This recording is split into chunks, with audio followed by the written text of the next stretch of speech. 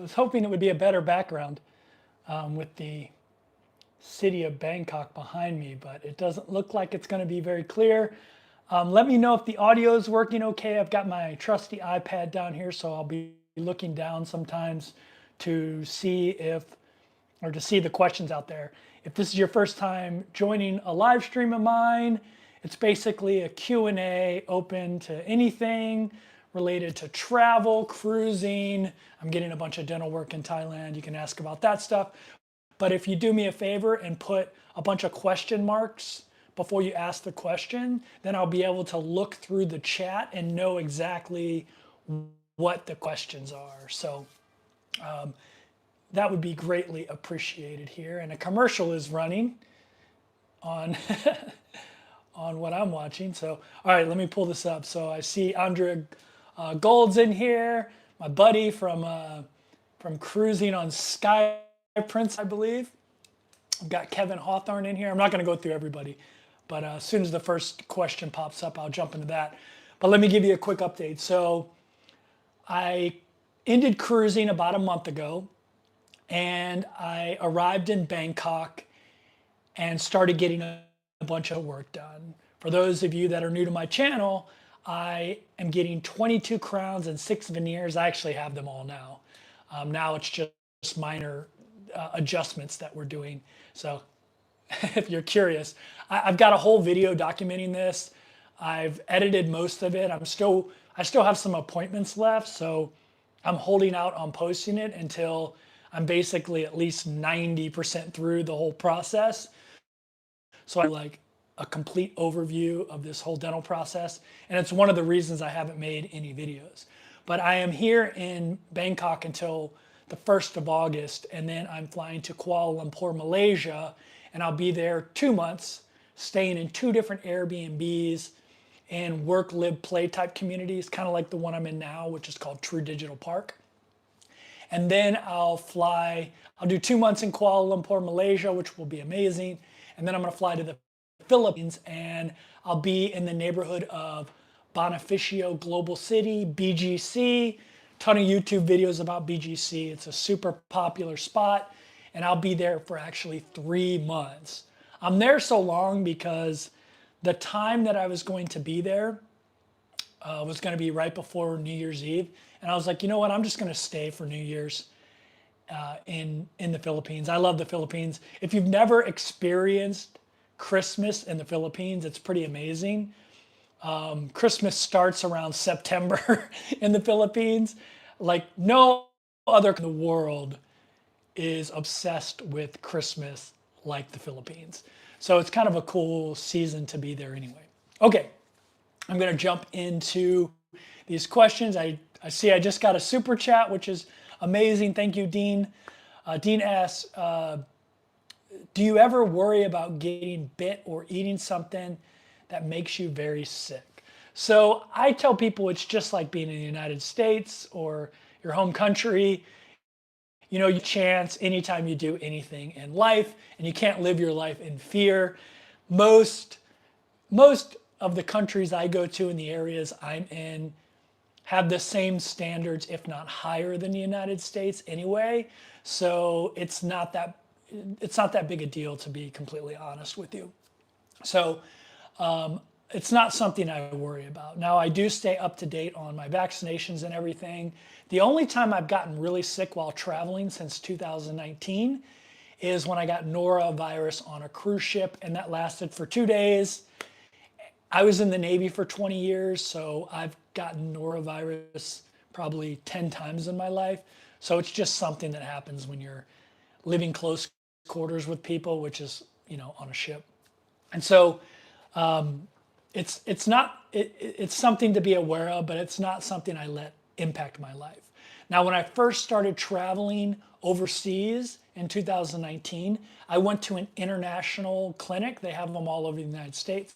They kind of specialize in travel medicine, and basically you tell them where you're going, and then they recommend, you know, certain pills to take with you, maybe malaria pills or certain shots to get, like if you're going to Asia, maybe yellow fever will be one of those. And so I did do that, and I got my vaccinations.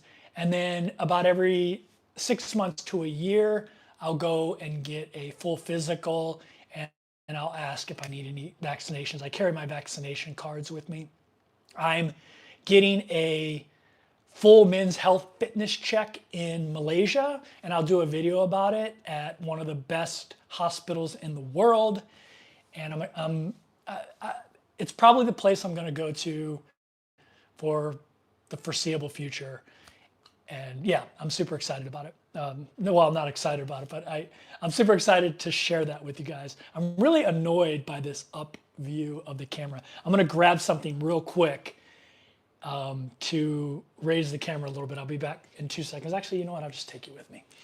And I'll jump back into the questions in a second. But hopefully that answered your question there about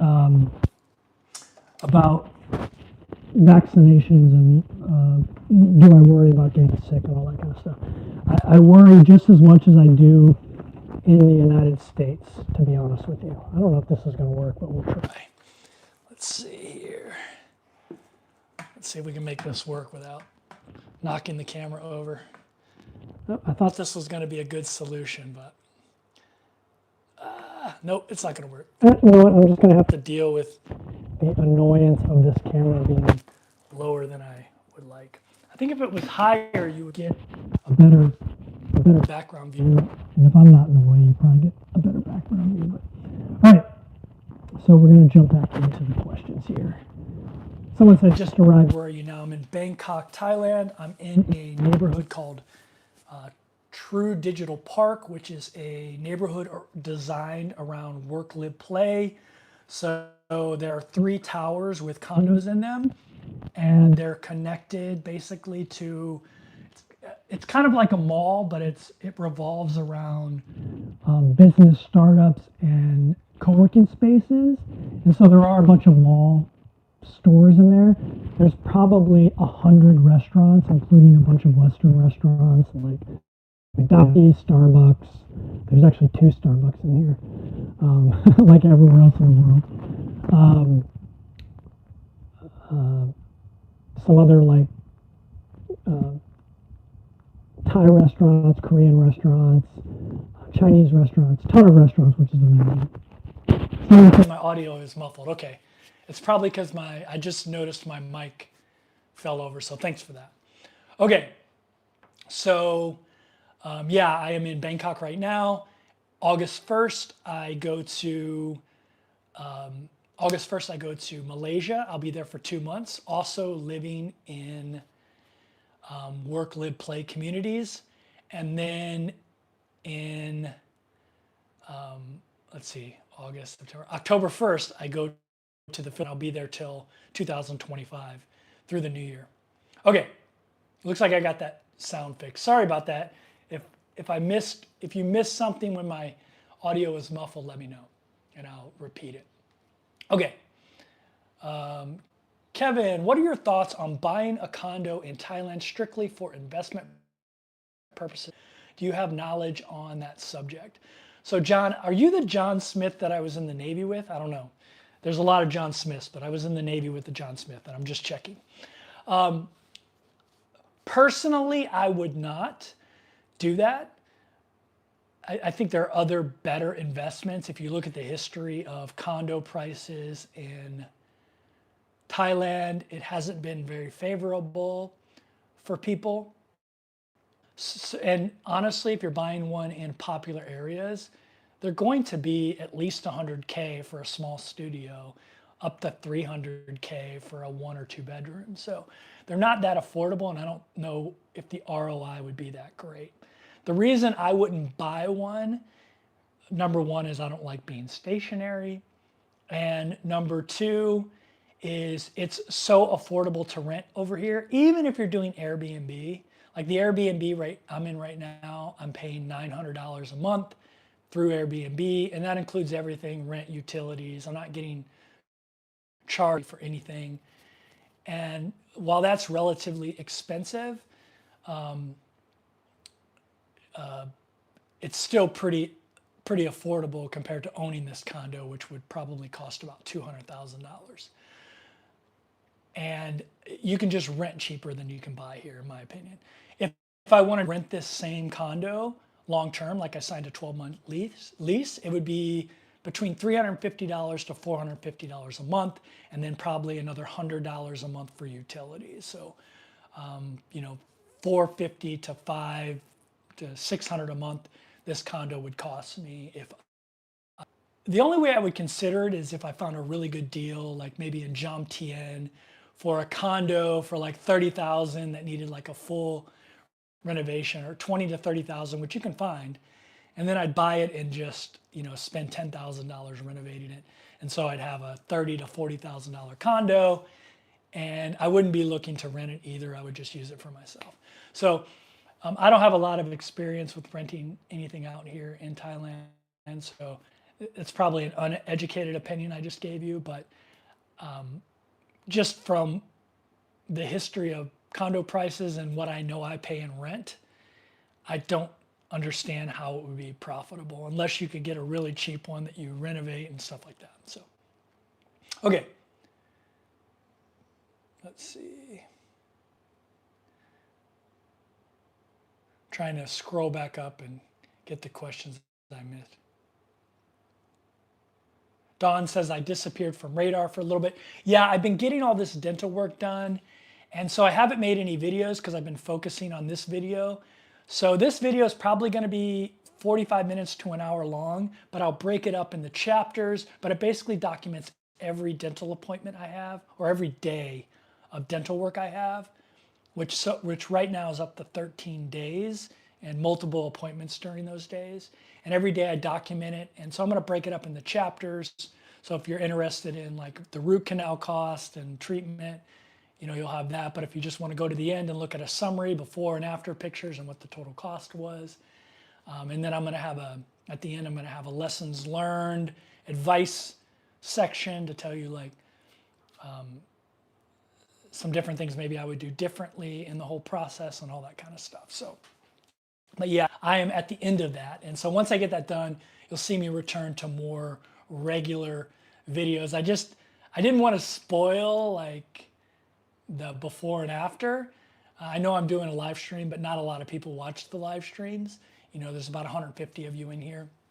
So of my 113,000 audience. So it's not that big a deal doing this, but I didn't want to spoil it for that video. So that's why I haven't been doing any videos. So sorry about that. Hey, Stuck in Florida's in the house. What's going on? Robin Jen Cruz in the house. Do you still think about going back to van life? Yeah, I get this question so much. And yeah, definitely. I'm still trying to get a Honda Element. The prices are starting to fall. And I plan on getting one and working with Johnny's Journey to build it out and doing van life when I'm home. Smile looks great, but any grieving for the old smile, it definitely changes your smile. So I'll be honest with you. Like now that I look at pictures of my old smile, like when I see myself now, like this is what I thought I looked like, to be honest with you. And when I look at my old smile, I'm like, I can't believe it got so bad. And so to be honest with you, my smile, they did a really good job of making my teeth look like they did before, but improved, if that makes any sense. They didn't really change my smile much. I feel like my smile looks like what I thought it looked like when I smiled before, to be honest with you. So, yeah. I'm still getting used to, you know, everything and the placement, and we're still making some adjustments and things like that. That's what I love about this place. They're very attentive to the needs of the client. Like I've already paid all my money. Like they don't make any more money for me doing different work. So, or for doing other things, but they're so intent on making sure that it's done to my satisfaction. So it's been an awesome experience. And before you say it, oh, it's because they know you're a YouTuber. They don't know I'm a YouTuber. My dentist definitely doesn't know. So I did get recognized by one of the dental assistants in there when I was getting my root canal, but she doesn't work with my main dentist. So, okay. Let me scroll back in here and see what I can find. In your opinion, which is better, pancakes or waffles? I think I prefer pancakes, to be honest with you. I like a little bit fluffier. Is there a vaccine for diarrhea? No, you just got to kind of grin and bear it and just see it through. Hey, Rich Ailes in the house. What's going on, man? Just back from Maui. How's the choppers? I talked about it. They feel great. They feel great. What are your, oh, I already read that one. And now I'm into all the sound muffling stuff. So I'm getting caught up here.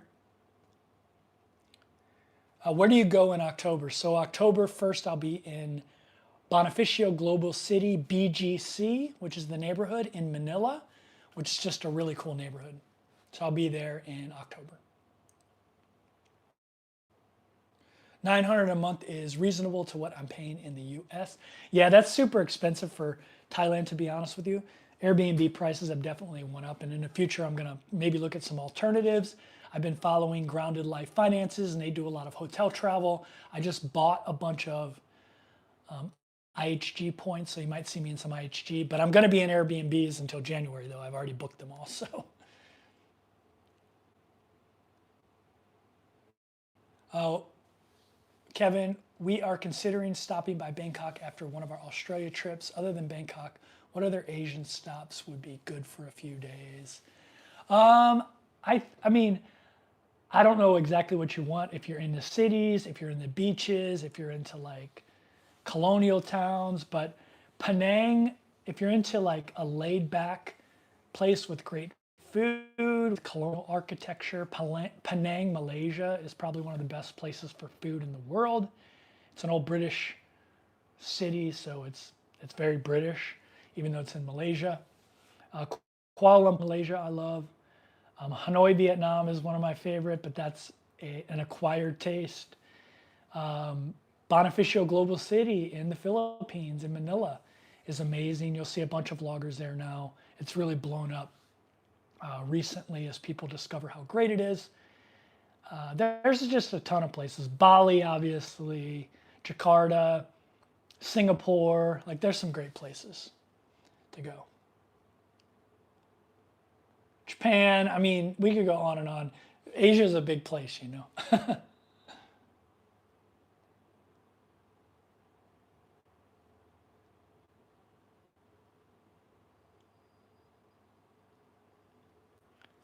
Would I only invest in the US and which states or cities? So I used to own 7 rental properties at one time. That was I've owned multiple rental properties over my life, but 7 was I had at one time. All over the US, and that was kind of a pain in the butt to manage, even with property managers. I only own 1 now in one state, my home state.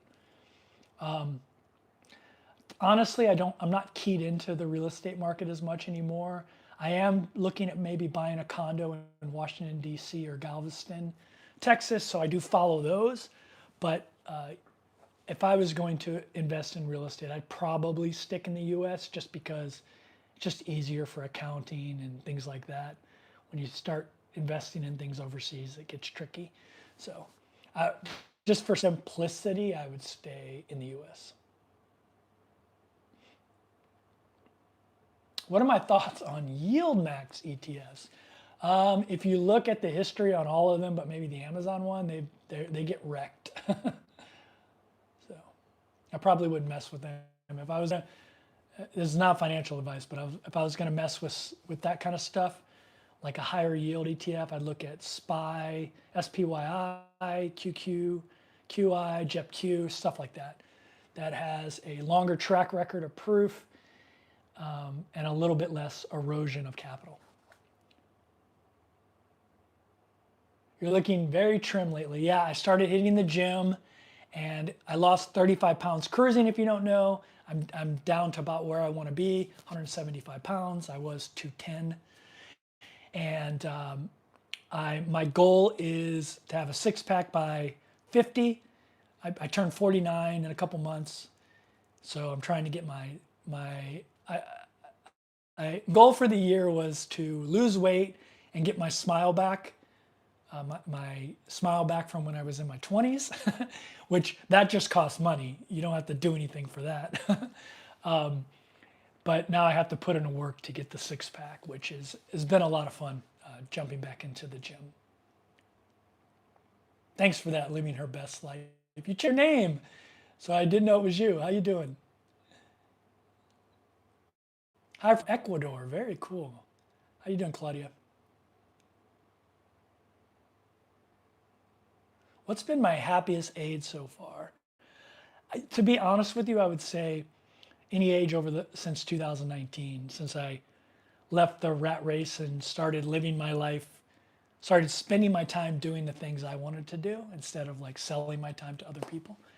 So any age after 2019 when I started traveling, like every year I feel like I learn more, I get a better sense of myself, and yeah, so every year seems to get better. Like I am totally embracing aging and getting older and gaining wisdom, and shutting out the people out of my life that don't bring value to it, and only hanging out with people that bring value to my life, and doing things that I want to do and love to do, the people that I want to spend time with. So I think it's getting better every single year. That's a deep question. Jerry says, Kevin, while living abroad over the past 2 years, cruising and now land-based accommodations, how complicated is it for filing taxes with the IRS, waiting off your investments? So it's actually pretty easy because I maintain residency in the state of Missouri. I use my mother's address. I do have a rental property there, but I rent it out, so I don't use that as my address. If my renter ever moves out, then I would probably use that house if I didn't sell it.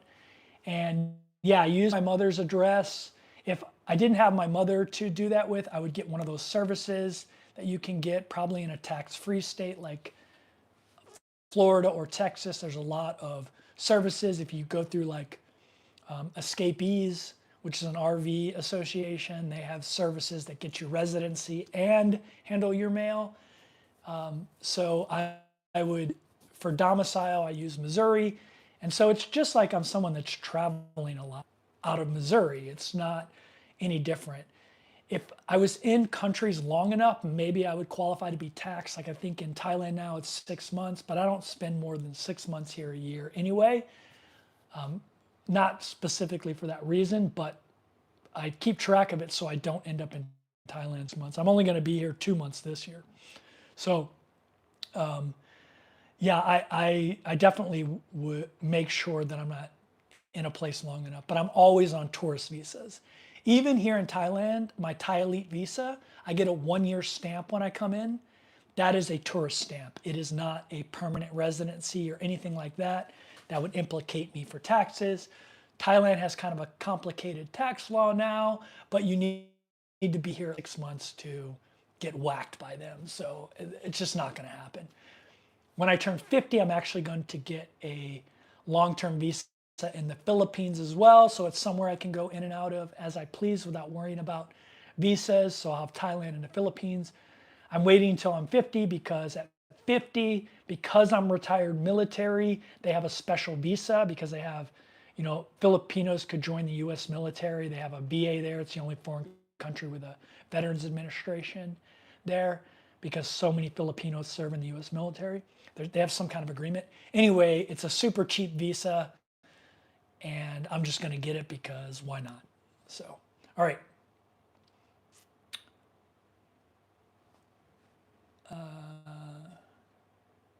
How have you been eating? Have you been eating any good food lately? Yeah, I've been eating a ton of good food and I've been making video clips about it. So in the future, I'll integrate that. I know people always want to see food. I've tried to do the food blogger thing in the past because it is very lucrative to do that. I'm just not good at it. So when I'm not good at something, I don't do it just for money. But I'll try to integrate it a little bit more into my videos. Healthcare and dental care is top 10 in the world and a lot cheaper than most Western countries. Yeah, if you're talking about Malaysia. Dental work, I like Thailand. Like my dentist, which I will talk about her in that video I have coming up. Her name is Dr. Vichalada. Dr. Vichalada speaks perfect English. She went to her main dental school in Thailand, but she spent 2 years at University of Michigan specializing in dental restoration and cosmetic dentistry. She's a U.S. trained dentist in one of the U.S.'s top schools, which is University of Michigan. And so I feel like I'm getting the same quality as I would get in the United States, but with way better customer service. I didn't get an implant. My crowns and my veneers are the same brands that you would buy in the United States, like Emax for veneers. I have the zirconia crowns, which are the hardest, most expensive crowns. If you buy them, you know. They're better than porcelain now. So, and they just look better, more natural. The biggest comment I've been getting is how natural my teeth look. So when you get your teeth done with the place I got it done, they have basically an artist do your teeth, and there's like little lines in them. You're probably not gonna be able to see them in this video because it's kind of washed out. But there are lines of things in the teeth that make them look natural. Like people that have seen them here, like thought I hadn't had the dental work done yet. Not that they thought they looked bad, but they were like, oh, I thought those were real teeth, and I was wondering why you're getting dental work. So it's like the work they've done has been amazing. I'll talk about this in the video I have coming up, but so I got all my 22 crowns and 6 veneers, and I went and they did an x-ray, and my doctor was unsatisfied with this crown right here. She said, it's 95% correct, but we don't do 95% here, we do 100%. I wouldn't have known the difference, and it didn't cost me any extra money. You have to break the crown to get it off, so she couldn't reuse this crown. They had to make a new crown, do all the dentistry work that you have to do, the prep work and all that, to put it back on, put temporary crown on while we waited for that one to get made, and put it back in. I couldn't tell the difference, but she knew there was a difference. And yeah, that's the level of care I got here so far, and it's just been amazing. Crowns have a 2-year warranty, and veneers have a 1-year warranty. Veneers are a little bit cheaper. A lot of you won't need all the crowns in the front that I needed. I had a really bad overbite, so I had worn down my teeth over the years, and they were just too thin to support veneers. So I had to get crowns in the front too, where most people you would get veneers in the front. So you'd actually be able to do this for cheaper. And I also got completely restorative dentistry. I mean, there were teeth I could have left, but I was like, let's just give me a Hollywood smile, please. And so that's what she did.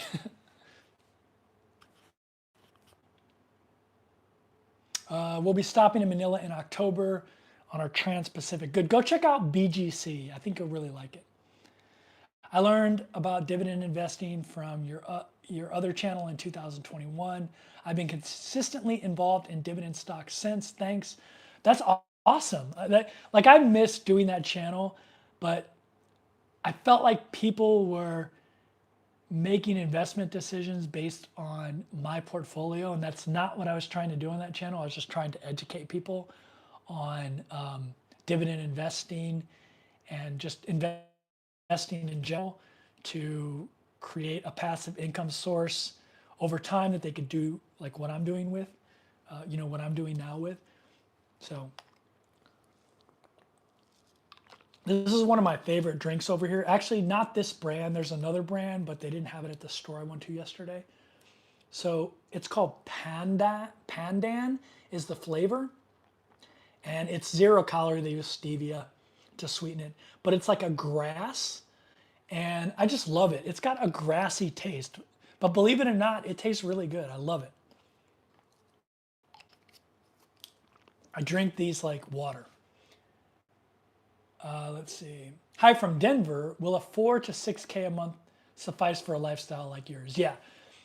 I mean, if you're traveling on cruise ships, that's about what you'll need, somewhere around there. Maybe a little less if you can really get into Cruise Plum and find deals. But doing this right now, what I'm doing, country hopping, that's plenty. Like you could do what I'm doing. If you were staying in Airbnb, which is more expensive, you're going to spend anywhere from $500 to $1,500 a month on the Airbnb. And then, I mean, food, I I eat a mix of Western food and Thai food, and I'm probably spending $10 to $20 a day, so $300 to $600 a month on food, which is super expensive. If I ate just Thai food, which is amazing, I'd probably spend, I don't know, less. But even living a nomadic lifestyle, I am a transient lifestyle. I'm staying in a country like 2 to 3 months. I'm spending probably 2 to 3,000 a month, and I'm not trying to curb my spending. I mean, if you don't count all the dental work, obviously that's added much more to my expense this month. But yeah, 4 to 6,000, you're gonna live La Vida Loca the way I'm living. And I'll be honest with you, 4 to 6,000 a month, you could pretty much travel anywhere in the world. You could even do a month in New York on that budget. Like, I can definitely find an Airbnb that's decent in Manhattan for 3,000 for the month. It's going to be tiny, but you're just sleeping there and you're enjoying Manhattan. Like, you could, with 4 to 6,000 a month, you could add Iceland into there, add Estonia, add a bazillion other places in Europe along with Asia, and easily stay within a 4 to 6,000 a month budget. Probably, I mean, when you're in Asia, depending on where you're at, you're going to be spending 1,500 to 1,000 a month, even if you're living La Vida Loca. Like, so a 4 to 6,000 a month budget is actually, you can travel the world and be pretty comfortable.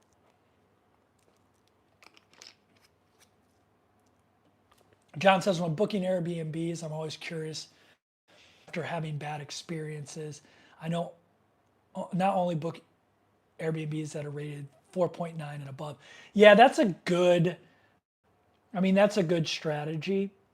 I would say, when I search on Airbnb, I have a video about an Airbnb disaster, by the way. If you look at my old videos, it's probably in 2021 or 22.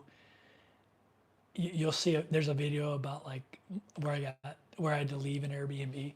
But now when I do my search, I only search superhosts, and then I'm like you. It's got to be like a 4. I'll look at 4, 5, and above, because a lot of times maybe there's one review that was 4.0 because they didn't like the location or whatever, or they didn't like they say the decor was dated or something like that.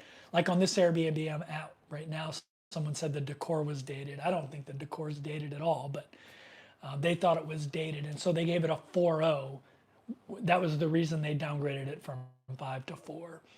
And another thing I do is I read the reviews. Like, I thoroughly read the reviews and the response by the Airbnb host. And I like Airbnbs that have a lot of recent reviews. So that's really important to me. And sometimes it's not going to be exactly, here's one thing I'll tell you that I'm different than other people maybe. So I rent Airbnbs for 30 days or above. And the first thing I do when I get into an Airbnb is I find the closest supermarket and I buy cleaning products and I deep clean the Airbnb. That's what I do. I don't trust anybody else. I'm a very, like, everyone always asks me, like, are you dating anyone? Are you ever gonna? I am a neat freak that would drive 99.9% of people nuts. Like, I am a ridiculous neat freak. And so the first thing I do when I get to an Airbnb is I deep clean it. So when I got to this Airbnb, it definitely wasn't up to my standards of cleanliness. The microwave was dirty, like it just wasn't clean to my standard, which would have drove a lot of people nuts. But I was deep cleaning it anyway, so whatever. I put my gloves on, my deep cleaning gloves, I deep cleaned the crap out of it, the Airbnb, and Going Green Moms, what's going on? Thank you for stopping in. You're always so generous with your time and moderating and throwing out links and stuff like that. But so I deep clean my Airbnbs. So my Airbnbs are always clean because I deep clean them. And so that makes me a little bit different than most people. Most people expect it to be clean when they get there, but I'm going to deep clean it anyway, even if it's spotless, because I just don't trust anybody else. I'm going to deep clean it. I always get an Airbnb with a washer. I'm going to wash the sheets, the bed linen. I'm going to wash everything. I'm not sleeping on something that I don't know wasn't that some guy didn't sleep in last night. So that's just me, by the way. But yeah, so while I want a clean Airbnb, that might that's not a deal breaker for me, and not an annoyance for me. Is that fog or haze from pollution? No, that fog or haze is from just being bright out here. If I didn't, here, I'm inside, so when you get the light of it inside and you shine on a window, you're going to get that. I'm at the Punawiti BTS station, if you don't know where that is. It's on Sukhumvit Road, but it's way out. It's past on Newt, if you know Bangkok. And so, like, if I get to see, out here, there's no pollution. It's very clean. It's cloudy today because it's the rainy season, but yeah, so you're just seeing it foggy looking because of the bright sun coming through the window and just because I'm in the scene, the camera not being able to process that. If that makes any sense. So, all right, let me put this back down here. All right, we'll go back into question here. Always fun when Americans discover how cheap South Asia. I've been coming to South Asia since 1994. So I've known how cheap Southeast Asia is for a long time. When I first started coming to Thailand, it was 56 baht to the dollar. I remember, I mean, I was in my 20s back then. It was my Navy time. Actually, I was a teenager then. I still wasn't, 94. Yeah, I was still a teenager. That was in my Navy days. I was in the Navy for 20 years, by the way. So I visited a lot of these places on ships. And when I first started coming to Thailand, you could get a beer for 20 baht. And since the exchange rate was 56 baht for the dollar, that was like 33 cents. And it wasn't like a crappy beer. It was like normal beer, like Carlsberg or something like that. And the local beers were even cheaper. Singha was cheaper than that. Okay, do you have language issues in all these countries? Asked Jody. So Jody, when you're traveling in like a lot of top international destinations, English is just the language there. Every sign in Thailand, for the most part, has English on it, and anybody in a customer service position is going to probably speak English. If not, you just break out Google Translate, type in what you want to say and show them that. So if you go into rural areas, obviously it's a little bit different, but most places you're going to have a lot of English because it's just kind of the international language for travel. Like there's a lot of foreign people over here. That's from like Russia, China, and when they talk to Thai people, they speak English because that's just the travel language, you know, whether you like it or not. So I also travel to a bunch of places where English is a first language. Like Malaysia, English is a first language. Everyone learns English in school. They do speak Malay as well, but English is an official language. So I always tell people, Malaysia, if you want something very exotic and different, but you want traveling on training wheels because you haven't traveled internationally that much, Malaysia is a great place to go because everyone speaks English. Another place like that is the Philippines. Everyone speaks English in the Philippines. It's just, I mean, everyone speaks Tagalog, obviously, that's their first language, but English is very close second language. If you're in any city, even in a lot of rural areas in the Philippines, people speak English. It's just part of the culture and the result of having U.S. military bases there for so long, and obviously is a result of, the U.S. liberating the Philippines in World War II from Japanese occupation.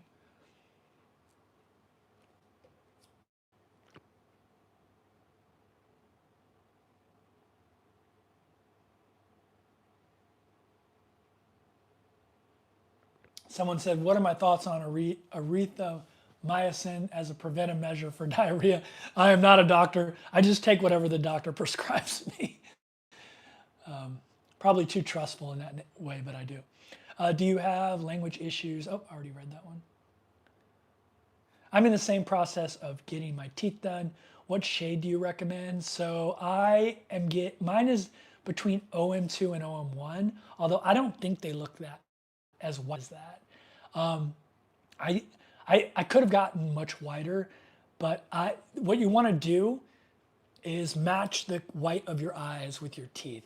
If they're whiter than the whites of your eyes, then it can look unnatural. So that's what you want to do. You want to match the whites of your eyes with the whites of your teeth.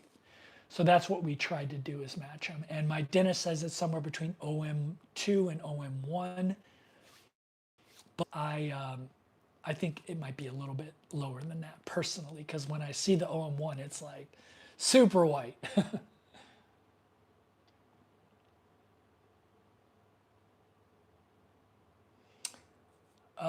Any chance of coming to the Bangsan Grand Prix? Asked James. I don't even, like, where is that? It probably in Bangsan. I don't know. I haven't even heard of that. I'll have to look it up. What kind of dental work did you have done? Recommended dentist. So my dentist's name is Dr. Vichalata. She's amazing. U.S. trained dentist. She went to cosmetic and restorative dentistry, which is what I was getting done at University of Michigan. Speaks perfect English. I have no business relationship with Bangkok International Dental Clinic, but I would highly recommend her. I can't vouch for the other dentists in there other than the ones that did. So I had two other dentists, one that did my root canal and another that did. So I had my wisdom tooth taken out when I was in my late 30s, this back one, because I had a cyst underneath it, not because the wisdom tooth needed to be taken out. When you take out a wisdom tooth past like 20 something, sometimes a abscess forms in there, like a deep pocket forms in there, and it can like just grow and erode your bone.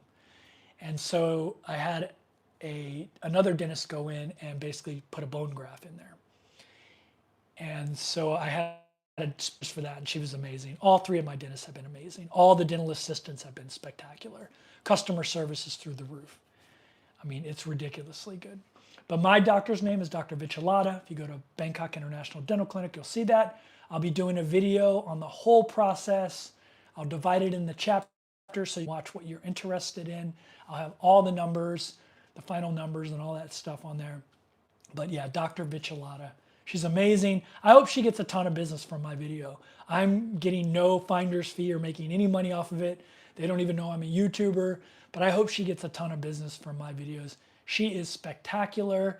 Like a couple times I went into her office and she said, I was thinking about this all night. I want to make this adjustment. She was on my teeth. You know, like that's how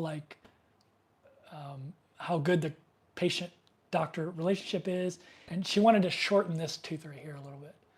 And so that's what she did. She's like, I was looking at the pictures last night and I really like, I want to adjust this. And so she made an adjustment and it looks better.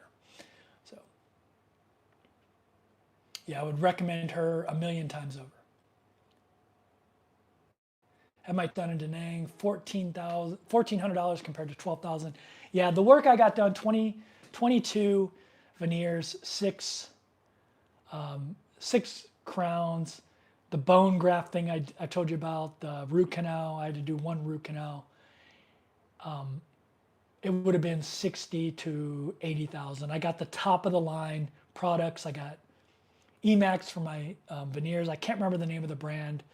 The Zirconia brand I got of crowns, but it's the top brand.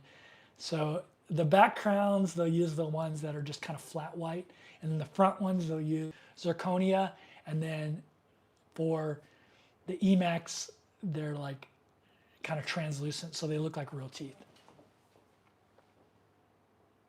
What bag or luggage are you currently using? So it's in there's a link to it. I'm trying to remember the name of it. I'm actually to put my camera on right now. It's called Level 6 or Level 8 or something like that. And it's been amazing. I got a big one too for my mom for when we did our cruise travel. It is the best roller bag I've ever had. it's so good. And I'm not saying that because if you buy it off Amazon, I get a commission. I don't get that much money from it, to be honest with you, because Amazon's commissions are so low. But it has been amazing. And it's amazing for one specific reason, the wheels. Like, it doesn't matter how heavy it is. When I'm walking to the airport with this thing, it just glides. Like, I don't have to pull it behind me. I just set it up straight and I just put a very little pressure on it and it just flies through the airport. Like, it's pretty amazing actually how great the wheels are on this thing. And to me, that's what makes a good bag, are good wheels. Bad wheels will wreck your day as a traveler, and the wheels are so good on this thing. And it's not that expensive, and it's really well made, and I'm sure it's a Chinese product, but I really like it. What's the diet regime for your six-pack journey? So I'm eating a lot of chicken. I go to Tops Supermarket because it's in the building I'm in, which is amazing. And they do these these chicken breasts every day. They cook them, and it's 60 baht for the cooked version. And these are like big chicken breasts, and they cut them up into pieces, but they cook them with like basil and some other herbs and stuff, and they're really good. So I get a couple of those, and then I'll usually get the Thai dish. I'm trying to remember the name of it. It's like fried pork or chicken with rice, and it's pretty spicy though. And so I'll get that, and I'll eat the chicken and the rice and all that stuff. And it's like 60 baht for the chicken breast, which is like $2, less than $2. And then the rice with the either ground pork or ground chicken, that's all like spicy and stuff, is 55 baht, which is like $1, I don't know, $1.20 or something. So I'll get that, and I've been eating that a lot. Every now and again I'll go, there's this place called Get Fresh here, and they make chicken wraps, grilled chicken wraps, and so I'll get those. So that's what I've been doing. I've been eating that stuff. I'm walking every day and all that kind of stuff. Life's the beach is yawning. Yeah, I know. I'm bored. I live a pretty boring life outside of the travel. How do you stay busy on longer cruises? I want to do a 28-day cruise. I mean, you stay busy the way you do any other way in life. So you'll have, if you get internet, you can watch Netflix if you want at night or whatever. There'll always be shows at night. There'll be a million things to do. There'll be magicians. There are magicians sometimes. There'll be musicians playing at all different kinds of venues. So you can go watch live music. You can go watch the shows. If it's a 28-day cruise that's organized as a 28-day cruise, they'll have a lot of entertainment. And every day you'll be waking up somewhere new other than your sea days. So you'll always have something to do for the day when you pull into port. Yeah, just get out there and do it. Working in Bangkok and rent a one-bedroom condo with a gym, pool, 1-year contract, $285, 40 for electric and water. Yeah, and that, it's amazing here. Like, the price you can get is amazing. So yeah, my condo is amazing. It has a gym, it has a pool, it is connected to Digital Park, which is amazing. True Digital Park has a covered track, running and walking track that runs around it. It's a 500-meter track. And so after I work out, I go and I walk that track for 2 to 3 hours to get my steps in. And there's a bazillion restaurants in here. I'm right on a BTS line, a BTS station. And when you walk from the condo, the walk to the BTS station is all covered. So if it's raining, you don't have to worry about getting wet because it is rainy season now. It's amazing. Have you used WiseApp? I have not used WiseApp. I don't really need to do money transfers because I don't really live in the country. So I use Charles Schwab checking account to take out money because the investor checking, when you're overseas, they refund ATM fees and any international fees. So it's free for me to take out money in an ATM machine. And I live in Airbnbs or hotels, so I just pay through those services, through those, their apps. And most things in Asia, In Malaysia, they have Apple Pay. In Thailand, you just do tap with Visa. Even the BTS isn't this way. Ground train, which I actually like better, is you can do tap with your Visa card. You don't even need to buy a ticket. You just tap your Visa card when you enter the train, and then when you leave, you tap it again, and they charge you at the end. I mean, I took like a 10-mile trip the other day, and it was like $1.12 charged to my Visa. So it's super affordable.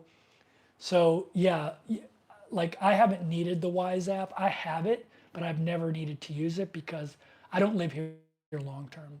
If I lived here long term, I would probably use the Wise app.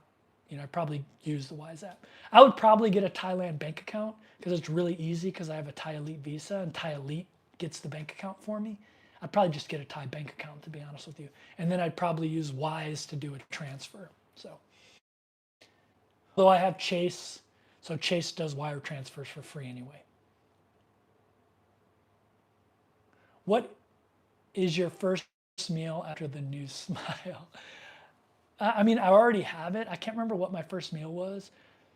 What was my first meal? I don't know. I mean, I'm sure it was that basil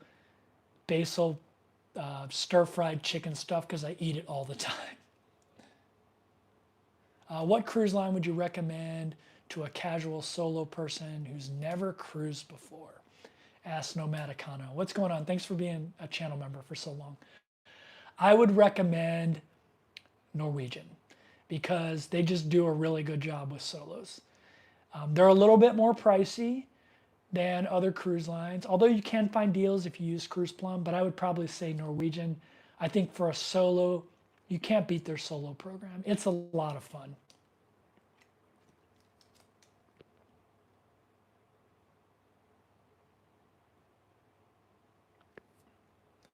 Hey, Stefan's in the house, another one of my cruise buddies. Nice to see you online again. Yeah, I haven't made a ton of videos, as I mentioned earlier, because I'm going through this like dental stuff. And when I make videos, like my live streams, there's only 150 people in here, but when I make a video, it gets, 20, 30, 40, 100, 200, 300,000 views. And I kind of wanted to save the reveal of my new smile for that video. So I've been working on that video. And I'm really proud of that video, but anytime I think a video is going to do well, it does crappy. So I'd probably do crappy. But Thailand is ranked 6th in the world in healthcare, and the US is ranked 15th most expensive in the world. Yeah, I've had healthcare in Thailand. I got in a motorcycle wreck here. I really like it, but I just prefer Malaysia over Thailand. I think it's a little better, and you can travel to Malaysia really cheap anyway from Thailand. So I get my dental work done in Thailand, and I get my medical stuff done in Malaysia at the Prince whatever private hospital, whatever it's called. Nikki says my teeth are looking amazing. Thank you. I'm super happy with them. I can't really show you a before picture because I'm using my iPad and my phone at the same time here. John Smith says, Kevin, what are your thoughts on preppers? And you were a prepper, assuming you're not. Which country do you think would be the best? I mean, I got whatever you want to do in your life, do that in your life. What would be the best country for someone? I would say probably some island nation that's not really valuable to anybody. That would probably be the best place because they're going to be left alone. Maybe like Vanuatu or something like that, where you can get citizenship for like $150,000 and live your best life there if the world goes to crap, right? Probably some island nation.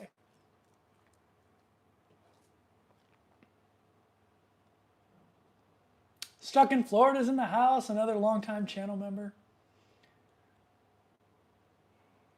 I had a bad overbite, had work done, feel great, loving, smiling again. Yeah, I'm excited. Like I told this to Dr. Vichalata the other day. I'm like the work you did makes me want to smile more. Like I was very self-conscious of my smile, and I would intentionally take a bunch of photos to where my smile looked good. I had a smile for years, and it just started to erode. my own fault, drinking a lot of coffee, tea, stuff like that.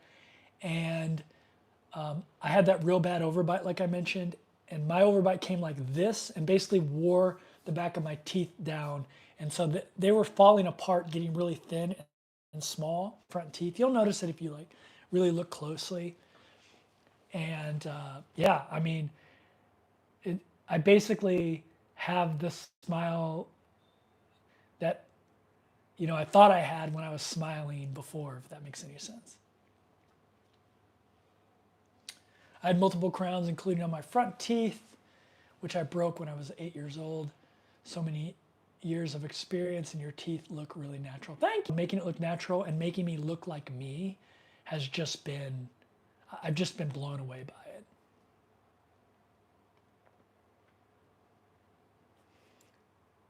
it. You got so many crowns because you are a YouTube king. I don't know about that. I loved the investing channel. Definitely get more interested in managing my investments. Yeah, maybe I'll bring it back. I noticed there's a guy that stole my name. Dividend Nomad. I noticed there's a guy that's using Dividend Nomad now out there. Were you able to keep up with walking and fitness while going through your dentistry? Yeah, because I would get up really early before all my dentist appointments. So I was getting up at between 4 and 5 a.m. and hitting it. And now my appointments are like really non-invasive. They're just going in and checking my bite level, adjusting that, like zero in, making sure my bite level, making sure I don't have any hot spots with my teeth. Like when you bite down, there's pain, making sure that you can move your teeth side to side without there being any issue with that. And that takes a little bit of time to dial in. And also, every time you go in, we'll make some kind of cosmetic adjustment, which doesn't hurt when they grind on your crowns. It doesn't hurt. Like we shortened this one the other day, and we shortened these front ones a little bit. Still thinking about shortening them, getting them a little bit more short. I was so used to having really short front teeth. So I got to make sure I don't make them too short. It's just like, sometimes I think I look a little buck tooth or something. I still have an overbite. You can't completely correct your jaw, but it's much better than it was before.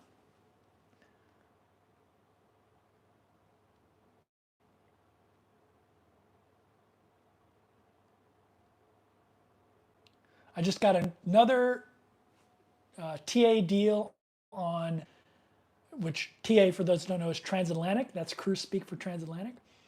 On NCL Bliss, 114 per night, 13-day cruise, drink package included. That's actually an amazing deal. Sending healing vibes to Going Green Mom. Oh, I hope you get well soon. Sorry to hear that.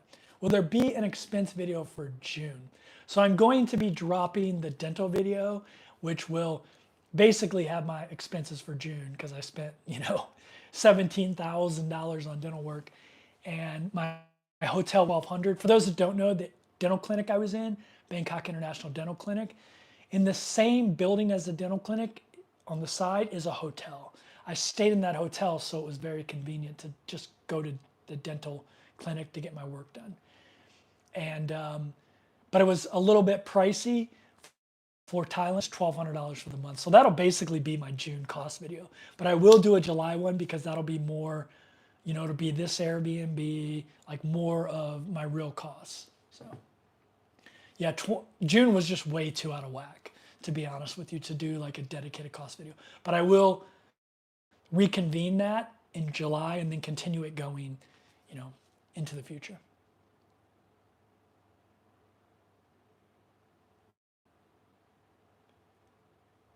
That is crazy that I can live in Kuala Lumpur, Malaysia for around $2,000 a month, all in meals too, and live comfortably. Yeah, I mean, Kuala Lumpur is really affordable. My first Airbnb there is only $600 for the month, and it's super nice in the most popular area. My second one is a little bit more expensive. I want to say it's 800, might be a little bit more expensive, but it's in this place called M City, which is a work-live community that I wanted to try out. If I wasn't an Airbnb, it would only be $400 a month if I signed a long-term lease. But because it's an Airbnb, obviously it's more expensive. But yeah, Malaysia's super. Malaysia to me is a hidden gem. A lot of people don't like it because it is a Muslim country, and so there's like if you're a partier, it's not really a party destination. Although you can't find that because like 25% of the population is Chinese or Indian, which is what I love about it. It's a very multicultural place.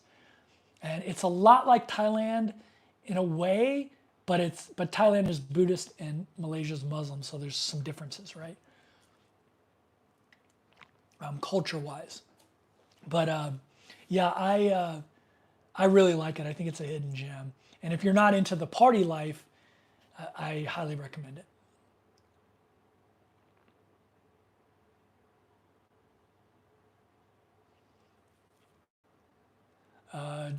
Robin Jan says, I sanitize every cruise cabin. Same. I drive my hubby crazy. Yeah, I do it too. Nothing against the cabin stewards, but they do not clean at my standard. So, hey, Captain Photon's in the house. What's going on? Do you MTA or whatever it's called, MCT, whatever the underground one is? That's what I've been doing this time. I haven't really used any Grabs other than from the airport to my hotel. I do use Grab Eats, which is like Uber Eats. For those that don't know, Grab and Bolt are like Uber and Lyft. Grab actually bought out Uber in Asia, in this part of Asia, and it's just like Uber. You can order food on there. I do that a lot, actually. Bolt is a little bit cheaper. It used to be that you had to pay cash when you use Bolt, but I noticed when I logged onto the Bolt app that now you can pay via credit card. So I used to always use Grab just because of the convenience. I don't like carrying a lot of cash, but Bolt's a little bit cheaper. So it's probably like Uber and Lyft. A lot of times I just go for the Uber, even though Lyft might be cheaper. And same thing over here, I just usually do, because I've been coming to this part of Asia so long, and Grab's just kind of ingrained in my mind. But Bolt is a little bit cheaper. But I haven't really used them very much. What's my tolerance for people who eat with their mouths open and smack? That would annoy me a little bit.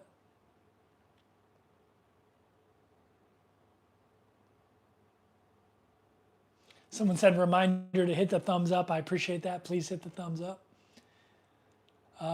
Was your root canal painful? That was the biggest thing I feared was that root canal, and it was painless. So I didn't need a root canal because of any cavity impacting the root. This one right here, actually. I had a tooth that, like in 1998, I bought a jar of nuts in, actually I think it was sunflower seeds in Italy. And while I was eating one, there was like a rock in there and it broke my tooth. And it got fixed obviously back then. But when they took all the cavity or the fillings out from it or whatever, the metal that they used back then, there was a lot of the tooth that was cracked. And it wasn't a good candidate to hold a crown. So they needed to do a root canal so they could stick an extra post in there so they could secure the crown to that post. So I didn't really need it because I had a cavity that went into the root. So I was like, at first they told me I didn't need any root canals. And then they said, you need this one. I was like, oh God. But I'm trying to remember the name of the doctor I had. I think it was Dr. Kasana. It'll be in my video. And it was like seamless. Like I felt no pain. It was quick and I was out. The more invasive dental procedure I had was the bone graft. So I mentioned earlier that when I was 38, they found a cyst underneath my back wisdom tooth. They never had to take out my body because they weren't impacting my teeth. They took out the top when I joined the military, but they never took out the bottom because they never impacted my teeth. But when I was 38 years old, they found a cyst underneath my wisdom tooth. And if a cyst grows, it'll eat up all the bone, like your jawbone.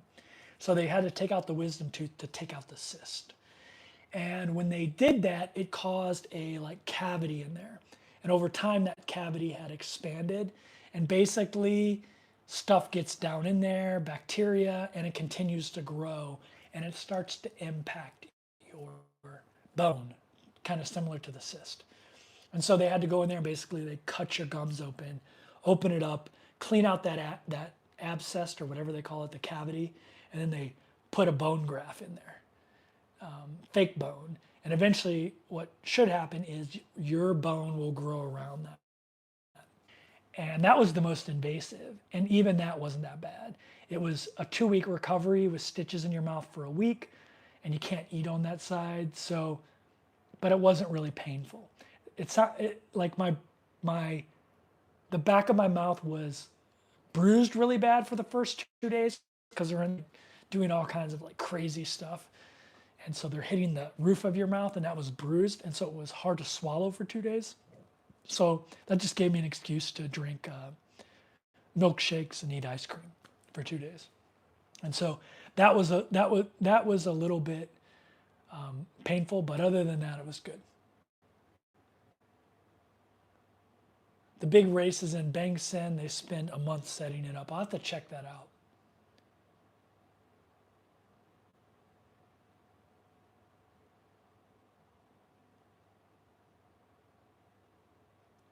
I spent $8,000 on my teeth the last 2 years. Feel good for it now. I had bad calcium problems. Yeah, I mean, 22 crowns, 6 veneers, all that work I just talked about, $17,000. Like, to me, it's just an investment in myself. Most of this stuff will last anywhere from 10 to 20 years. My plan is to try to take really good care of this stuff. But yeah, so I'm super excited about it. God, I'm so far behind. I'm sorry. It's really cold in here. I have my AC blasting, and so my nose is like running from it being so cold. Sorry, I keep hitting my nose.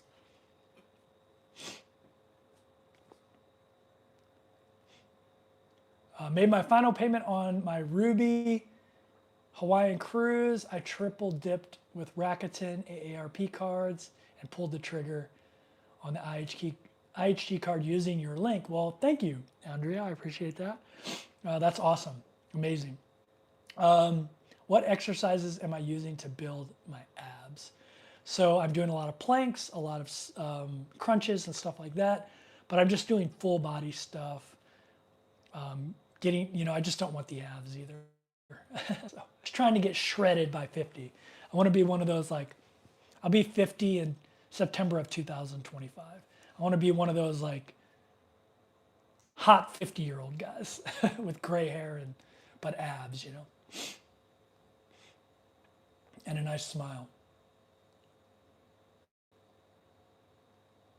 Is it possible to country hop between Malaysia, Thailand, and the Philippines, and maybe Vietnam, and do that for 15 years? Why not? I mean, that's what I'm doing.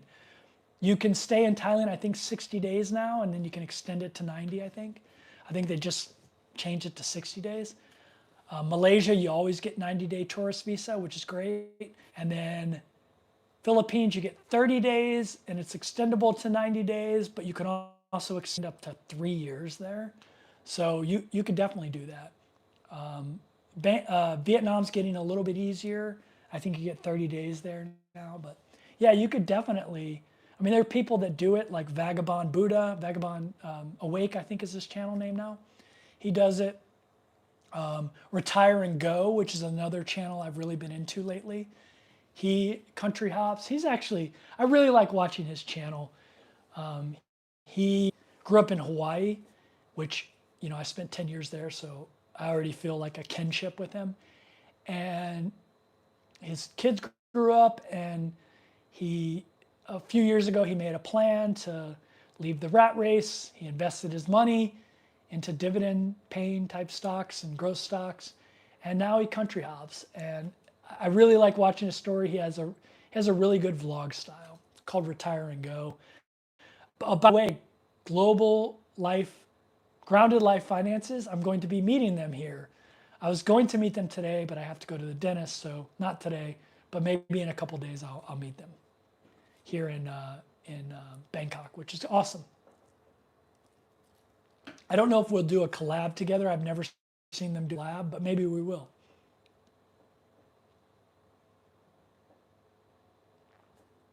If you were saving for a mortgage deposit for a home to buy 1 year from now and you needed to sell stocks to fund the deposit, how far in advance would you sell? Whew. Man, it's always a game of Russian roulette you're playing with the stock market short term. So, I mean, it could be up in a year when you want to buy, it could be down. So you're playing like Russian roulette with like when to sell. So, I don't know. I'd probably wait till I needed the money, but you could get burned by a market pullback. How was your dentist with pain management? It was great. One of the funny things I find about Thailand in general and this dentist experience, anytime I've went and had any dental work done in the United States, they give me Vicodin after. They give me an open. When they gave me my prescription for, and you can get this non-prescription by the way, but the dentist filled out a prescription for me. The nurse sat me down for like 10 minutes, like telling me all the bad things about this drug and how to use it. I was getting an opioid. It was ibuprofen.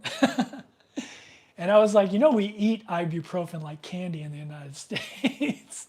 At the end of it, I said, like everyone eats this stuff like candy in the United States. But the ibuprofen's been fine for any of the pain I've had, to be honest with you. There hasn't been a lot of pain. I mean, just like very minor stuff, to be honest with you. You're always going to have temporary crowns on after they do work. And so, I haven't had any real pain.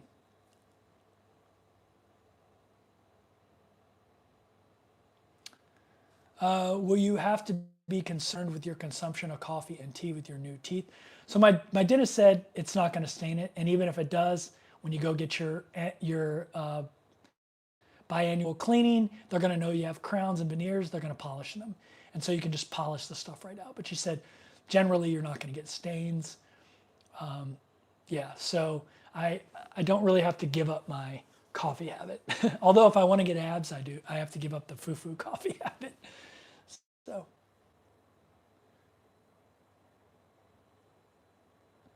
Wonder Writer says, you are looking gorgeous. Wow, what a great compliment. Why didn't you just do an implant for that tooth? Asked Going Green Mom. I don't know. I just default to my dentist and she does whatever is appropriate for the tooth. And so, yeah, they were able to do it the way they did it, perfectly fine. And so, yeah, I just defaulted to her. I mean, she is super knowledgeable and like, she could have done all crowns and made more money, but she didn't. She's like, these 6 front teeth we can do veneers. Like she could have just done all crowns and made more money, but she does whatever is like the best end result and the most cost effective.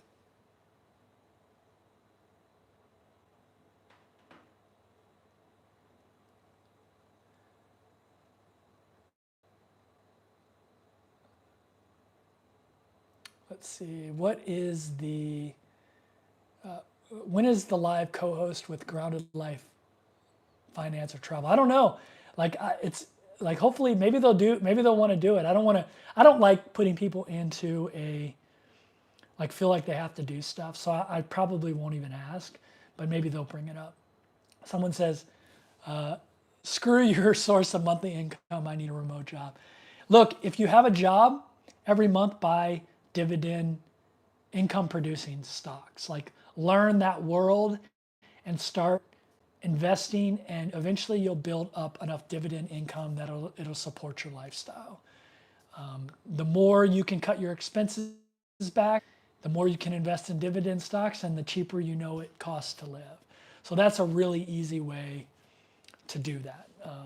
Find dividend investing stocks and start building that portfolio up, and building up a monthly income source that is truly passive. It's my favorite. You know, I've owned real estate. I still do. I still have a rental property. I mean, obviously my favorite is my military retirement.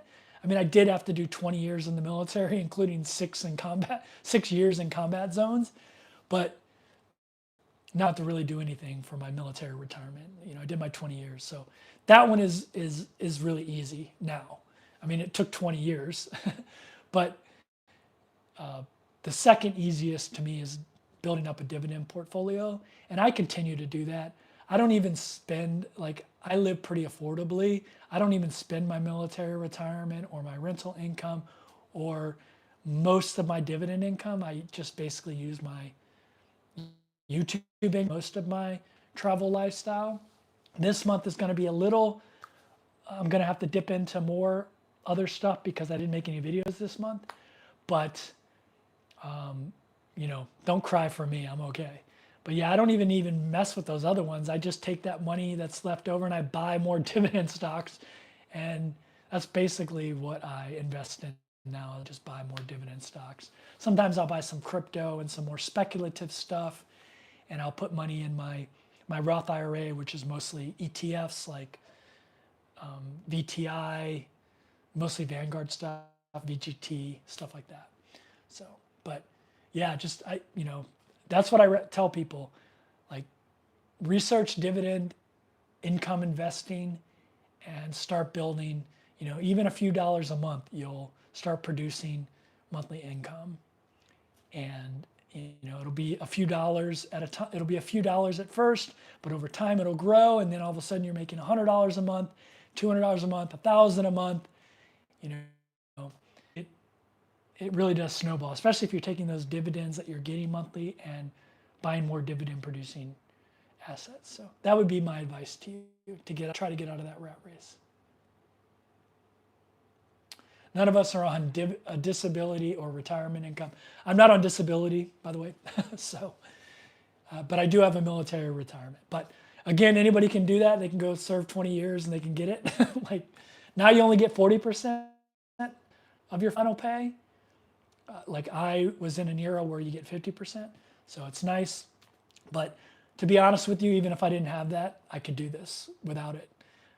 Without that retirement income, I could easily live off my dividend income that I built up by taking my salary when I was making a salary and buying dividend stock. And obviously I have a rental property, and then YouTube pays me. Most of the time YouTube funds it. So start a YouTube channel.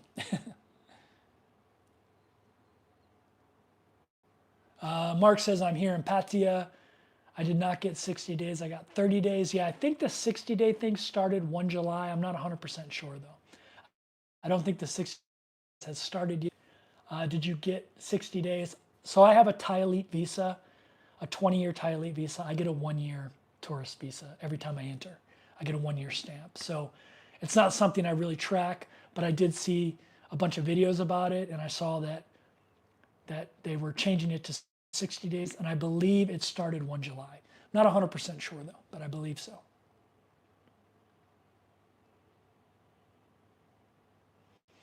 Sounds like they confused ibuprofen with oxycodone. Yeah. You might consider going on a teeth whitening commercial. If, like, I'm probably washed out, but they're not as white as maybe they look here if you saw them in person, because they're kind of translucent. And so there's still like a little, like, I don't know, yellow is the wrong word, but like, let me see something really white. Like, that's really white, right? That you can compare it to. Here's a Advil bottle. See, they're not as white as this Advil bottle, as you can see.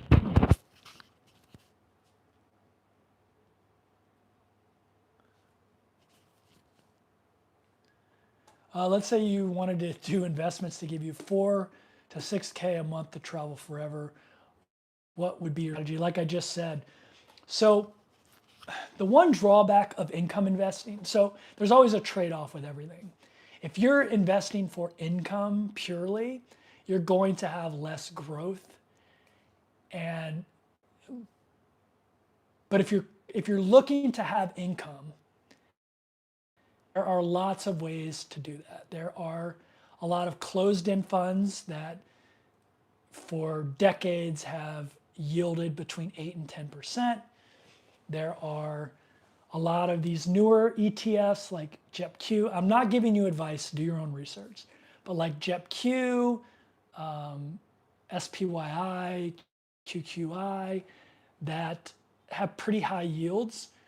Not a lot of growth. There is a little growth potential in those ones, but you can find investments. And what I would recommend is just keep doing your research, like use something like Seeking Alpha, get in a bunch of the like high yield dividend investment groups and find the ones that, find a bunch of them. And then you can buy a ton of those. Like in my dividend portfolio, dividend stocks, and I've been mostly over the last few years converting that to close-end funds and ETFs that are have a little bit more less risk than like one individual stock. And a lot of those, most of those are monthly payers, so I get monthly income from that. And you just build those up over time. And because I have so many of them, I'm pretty diversified. So sometimes you're going to have drops in yields or things like that. But if you have enough of those, and you have enough that have a track record of paying those monthly dividends or quarterly dividends, then you can feel a little bit secure in that. So yeah, that would be my recommendation. There's a great YouTube channel called Dividend Dream, and I think she does a really good job of explaining that kind of stuff. She has a lot of high yield stuff. Something I do, which is option trading. I do a lot of cash secured put or cash secured covered calls. I do a lot of cash secured puts and a lot of covered calls. And I don't want to get in depth into what that is, but that also provides me monthly income. But I just use that to buy dividend stocks to create more passive income. And I do them pretty safe. I do a lot of out of the money covered calls, so you're not risking a ton of your own capital. Actually, none of it. You're just risking selling your stock at that higher price, which won't hurt you at all. But yeah, but I would recommend like watch a channel like hers, like Dividend Dream. That's like my favorite channel for a little bit higher yield for investing for monthly income. And yeah, watch a channel like that, and you'll see what I think is a good strategy. This is not advice. Like do your own research. You have to learn this stuff. You can't rely on other people. You have to learn it to do it. But to me, there's no better way other than going and serving in the military or at a company that will give you a pension. There's no easier income source than dividend income. It's completely passive for the most part, other than like managing your portfolio. But yeah, check out Dividend Dream. I really like her.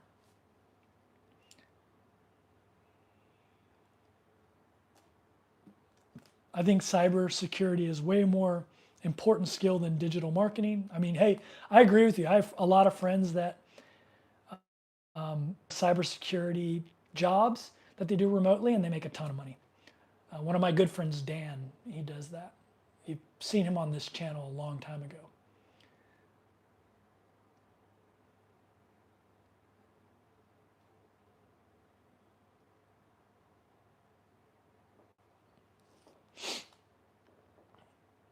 I think YouTube is the fastest way to make bank. I mean, yeah, I mean, there's a lot of people that like go watch Grounded Life Finances. I mean, they make 10 to 20K a month off their YouTube channels. And I don't make anywhere near that, especially when I'm not making videos. But even this month, I haven't made a video all month. And we're at the end of the month, but YouTube is usually 2 days behind. And I'm probably going to make this month, I'm going to make between $1,500 and $2,000 for the month, not counting like merino wool sales and sales on Amazon. That'll be another few $100s. So even without making a video this month, I'll probably make 2,000 bucks because my old videos still get watched and stuff like that. So, yeah.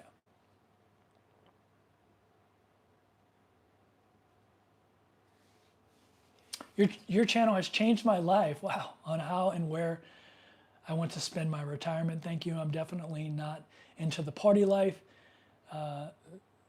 This is scary and exciting all at the same time. How cool. I always tell people, check out a bunch of different places because places I like, you might not like.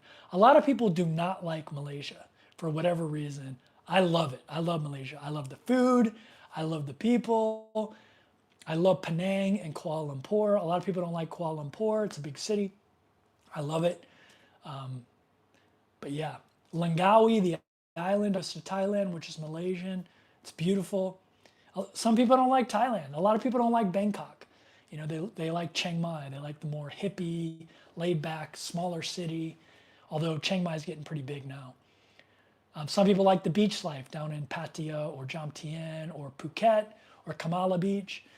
Go out and figure out what it is you like. I like big cities, personally. I don't mind. I do love the beach in a place with a view, but I get bored. And for me, I just love cities. I love having everything at my fingertips. I love communities like the one I'm in right now, which is True Digital Park. It's really cool, but yeah. So close to being as white as the medicine bottle. It's not. The camera's just not picking it up. A medicine bottle is way wider. Way wider. TRICARE overseas, that is an option. But what I do normally is I just pay for it because it's so cheap. When I had my motorcycle accident and I had to get x-rays and looked at it at the doctor in Thailand, and they gave me a bunch of prescriptions and did a bunch of work and took 3 x-rays, it was $19. And that was at a public hospital. It was 19 bucks. It was great care. I just paid for it. I didn't try to claim it in TRICARE. You can do that. You can claim that stuff, but I didn't even try. And I could have claimed it with my credit card too, because my credit card covers travel emergencies, but it was 20 bucks. When I go to Malaysia, I'm getting a full men's health exam, and that's going to cost me about 400 bucks, but it's a lot of things. It's like an MRI, a CAT scan, like they're looking at everything. It's not like your typical like thermometer in your mouth, a little bit of blood work. It's like, oh, we did a CAT scan and we found this little small tumor, Like, for those who don't know, I had prostate cancer a couple years ago, and I found that in Thailand. Not in the US with my normal doctor. I found it in Thailand because they didn't test me for PSAs because I wasn't 50 years old yet. They didn't test me for it. In Thailand, I got a men's health exam, and they found it. And for those who don't know, it was very minor. I got treated. I'm cured. Everything's great. It was non-invasive. It's great. But yeah, so usually I just pay that out of my pocket. When I go to Malaysia, I might try to claim it through TRICARE, but I'll probably just pay it out of my pocket. It's going to be between 400 and 500 bucks, most likely.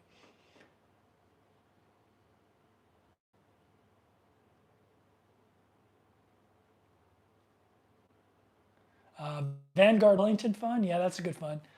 There's a lot of good Vanguard funds. I do VTI, which is the total market index. I do VU, which is S&P 500. And I do VGT, which is more of a high growth type of ETF. Would you build your portfolio with a certain money amount per ticker or purely on percentage of portfolio? So the great thing about most brokerages now is you can invest by a cash amount instead of having to buy a certain amount of shares. So you can say, okay, I want to put $100 into VGT, $100 into VTI, and $100 into VU. And you can do that, even though VGT is $570 a share, or whatever it is. You can do that. So I would say that's probably a better way to do it. In my dividend portfolio, like right now, I'm trying to get my yield up a little bit. So I am upping the amount percentage-wise. I'm putting in things like JEPQ, which are covered called ETFs, if you don't know. JEPQ, SPYI, QQI, and some closed-end funds like PTY, things like that, that have a higher yield. Some real estate income stock, which is ticker symbol O, or realty income, which is ticker symbol O, is yielding about 6% now. And it's a monthly ETF that's paid monthly dividends and raised them for over 25 years. They just took a big hit the other day because one of their biggest clients is Walgreens, and Walgreens is closing some stores, but it's only 3% of their clients. So I'm picking up more realty income. I'm not giving investment advice, by the way. I'm just telling you what I'm doing for entertainment purposes. But yeah, I'm trying to up my yield, so I'm putting more money into things like SPY and stuff. So once you get the feel of I would say in the beginning, like try to like even it out between all the things you're buying. But once you start getting a feel of different things, and sometimes you're going to buy an investment and it's going to be a mistake. And it's just being able to acknowledge that and not throw good money after bad. I mean, it happens, right? So a long time ago, I bought TWA stock, and TWA went out of business. It was one of the first stocks I ever bought when I was like 19 years old. But I also, a couple years later, bought Amazon, which, is part of the reason I can do this. You're going to have some losers and you're going to have some winners. In the dividend investment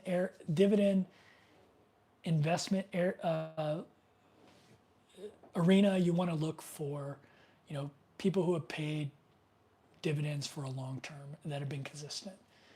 A good ETF, I think, is SCHD. It's been on hard times since interest rates have risen in the past couple of years, but when interest rates come, CHD is going to excel. Although the last dividend went through the roof, which was great. But yeah, anyway, I don't want to go too much into that, sorry. Going Green Mom says, lower your monthly expenses. Yeah, figure out a way to lower your monthly expenses. The lower your monthly, there's this calculation, right? To retire for the rest of your life, you need 25% of your annual spending, or 25 times your annual spending in a growth stock ETF like VTI that tracks the total market. You need 25 times that. So the lower your spending is, the lower that amount you need is. I follow an Instagram account called The Purple Life, and she's great. She doesn't show her face on there. She just has purple hair. But she retired at like, I don't know, late 20s, early 30s with like $500,000 because she lives a very low cost of living lifestyle. She lives in a lot of places that I live, like Thailand and stuff.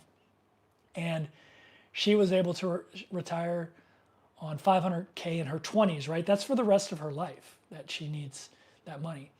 And now I think her portfolio is worth 800 and something thousand, and she hasn't even added anything new to it. She's taken money out of it. So she's a good example of like how to lower your cost of living to lower the cost of the amount of money you need, if that makes sense. Have you found good gyms to lift? Yeah, I mean, the gym in my building is great. All I really need is some free weights and somewhere to do pull-ups and stuff like that. So for me, I'm pretty easy. I go very basic. Let's see. Loving my Chase Sapphire Reserve. TSA pre-check was free to us through Chase. Covers so much. Hope you got the referral kick.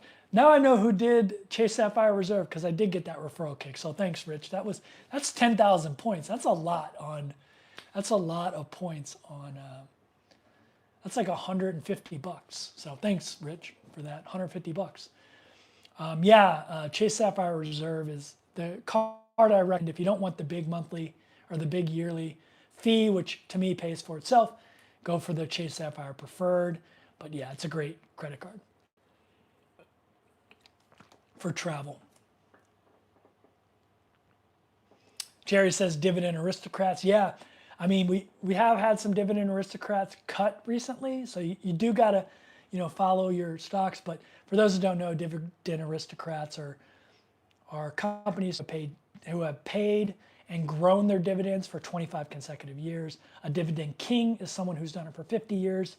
An example of a dividend king is like Coca-Cola, Johnson & Johnson, companies like that. Realty Income is a dividend aristocrat, if you didn't know. But yeah, which is a REIT, a real estate investment company that has a bunch of rental properties. They rent to like Walgreens, Dollar General, Walmart, a bunch of names you know. What country did you decide to settle in to purchase your condo? Yeah, I didn't buy a condo. I live in Airbnbs. I'm a nomad. I'm nomadic. So no condo for me. Key to success, earnings are higher than expenses. Yeah.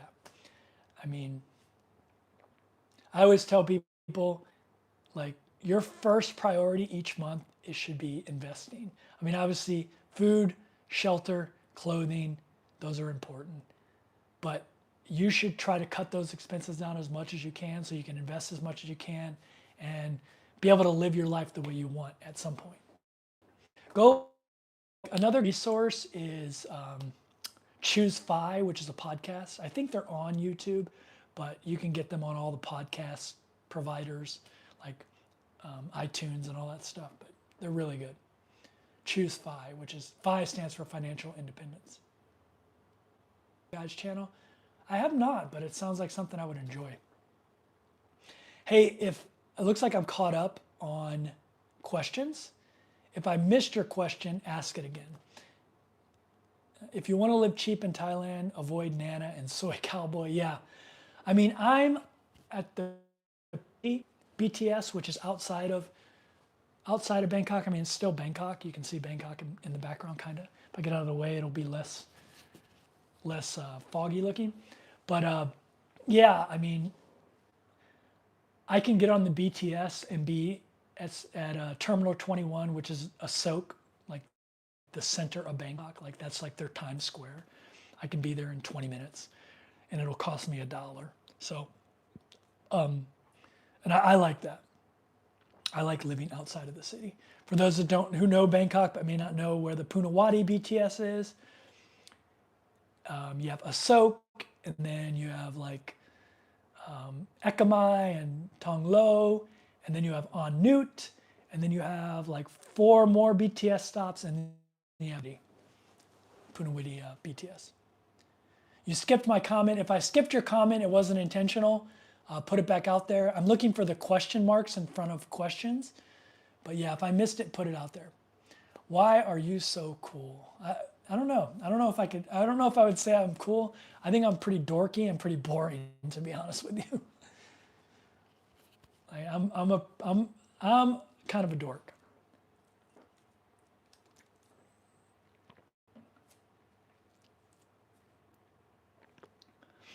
Just need to make monthly income. Yeah, I mean, that's the key, right? There's a ton of, like most of the dividend investing income stuff I buy now are monthly.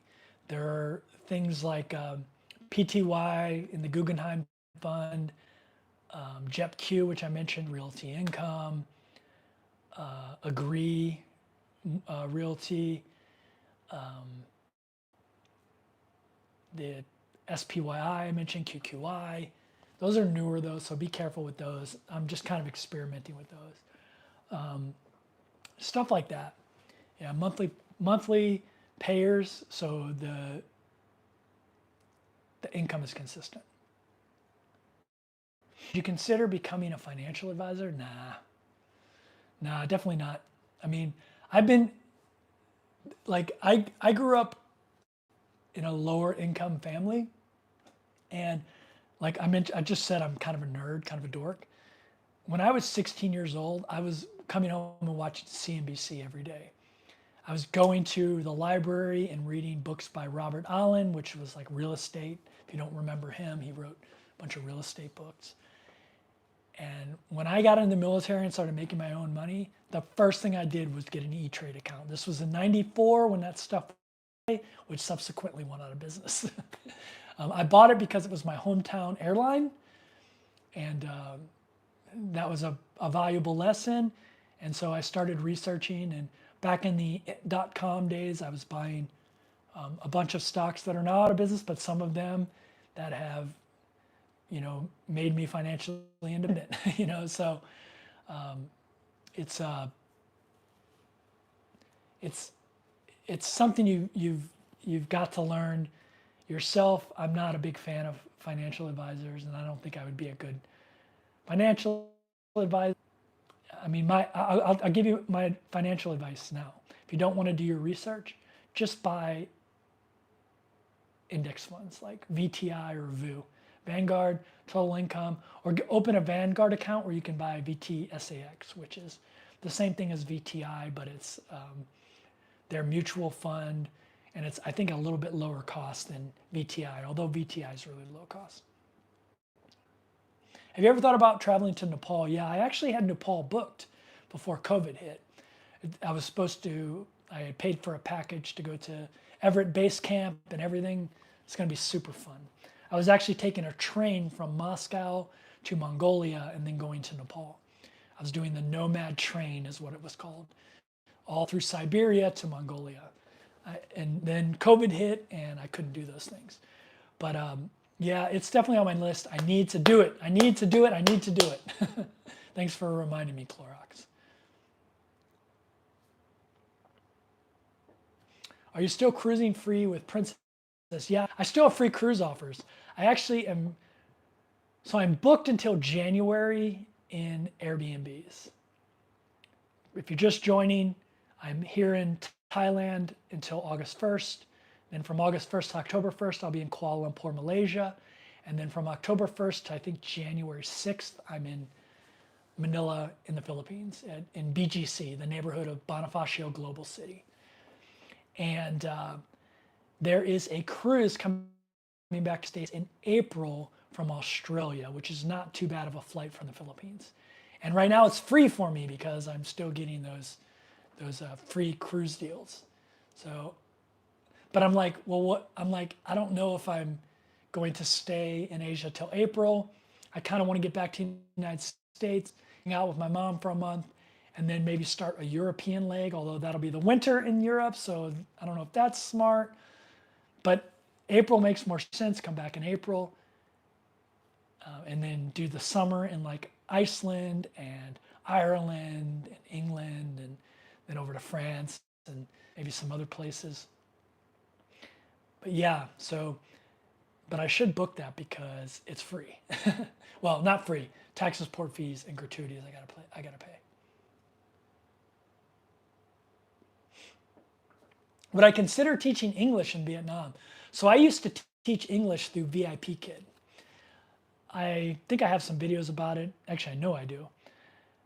I had a lot of people say, oh, it must be nice having a military pension. Oh, well, you got lucky with investments. Oh, you got lucky with YouTube, getting an audience. And I was like, all right.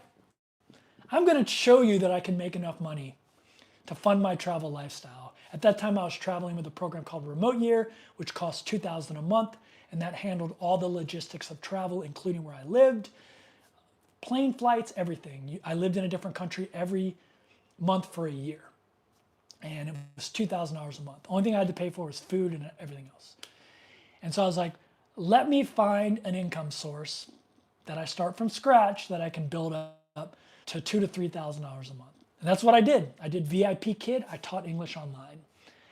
And for all the haters that were, oh, you got a military pension. Oh, you invested. You got lucky and invested early, and all the excuses that people make for why they can't do it. I said, okay, let me just go teach English. So I taught English for like 6 months, and but I would never do it. And actually thought about going back to VIP Kid just to make some extra income to invest. I love investing. It's one of my favorite things in life to do. I would say it goes eat, travel, invest are my favorite things to do in life. And then maybe like sex, right? Maybe sex is a little higher. I don't know. That was TMI, too much information. But those are my, I love investing. So, anytime I can have an income source that provides me more money to invest, then I love doing it. I'll do it. but it takes up time, and time is a valuable commodity as well. But no, I don't think I would teach English. I don't think I would do one of those English teaching programs because I don't like having a boss anymore, to be honest with you.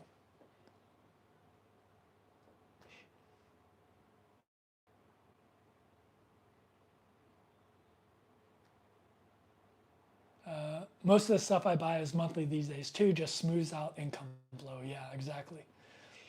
Book recommendations for people who are wanting to get finances in line for this lifestyle. The Simple Path to Wealth is an amazing book. Obviously, if you're in debt, I would say get Dave Ramsey's Total Money Makeover. The audio book is phenomenal. I started investing in the 90s, mid 90s, but I really got my financial house in order in the early 2000s. And how I did that was I found Dave Ramsey's Total Money Makeover. I followed it to a T, other than the invest in mutual funds. And I would say if you're in debt, start with Dave's Total Money Makeover and then transition over to A Simple Path to Wealth and things like Choose FI. I think Choose FI is an amazing podcast for people. If you're a late starter, there's a podcast called what is it called? It's for late starters that want to do financial independence. It's called I can't remember the name of it, but if you Google FI for late starters, you'll find it. I can't remember the name of the podcast. I listen to it all the time, but it's really good. But yeah, those would be my recommendations. And if you want to get like really into like investing, like Peter Lynch, A Random Walk Through Wall Street, stuff like that. If you really want robo advisors, I've never used it, so I can't recommend it.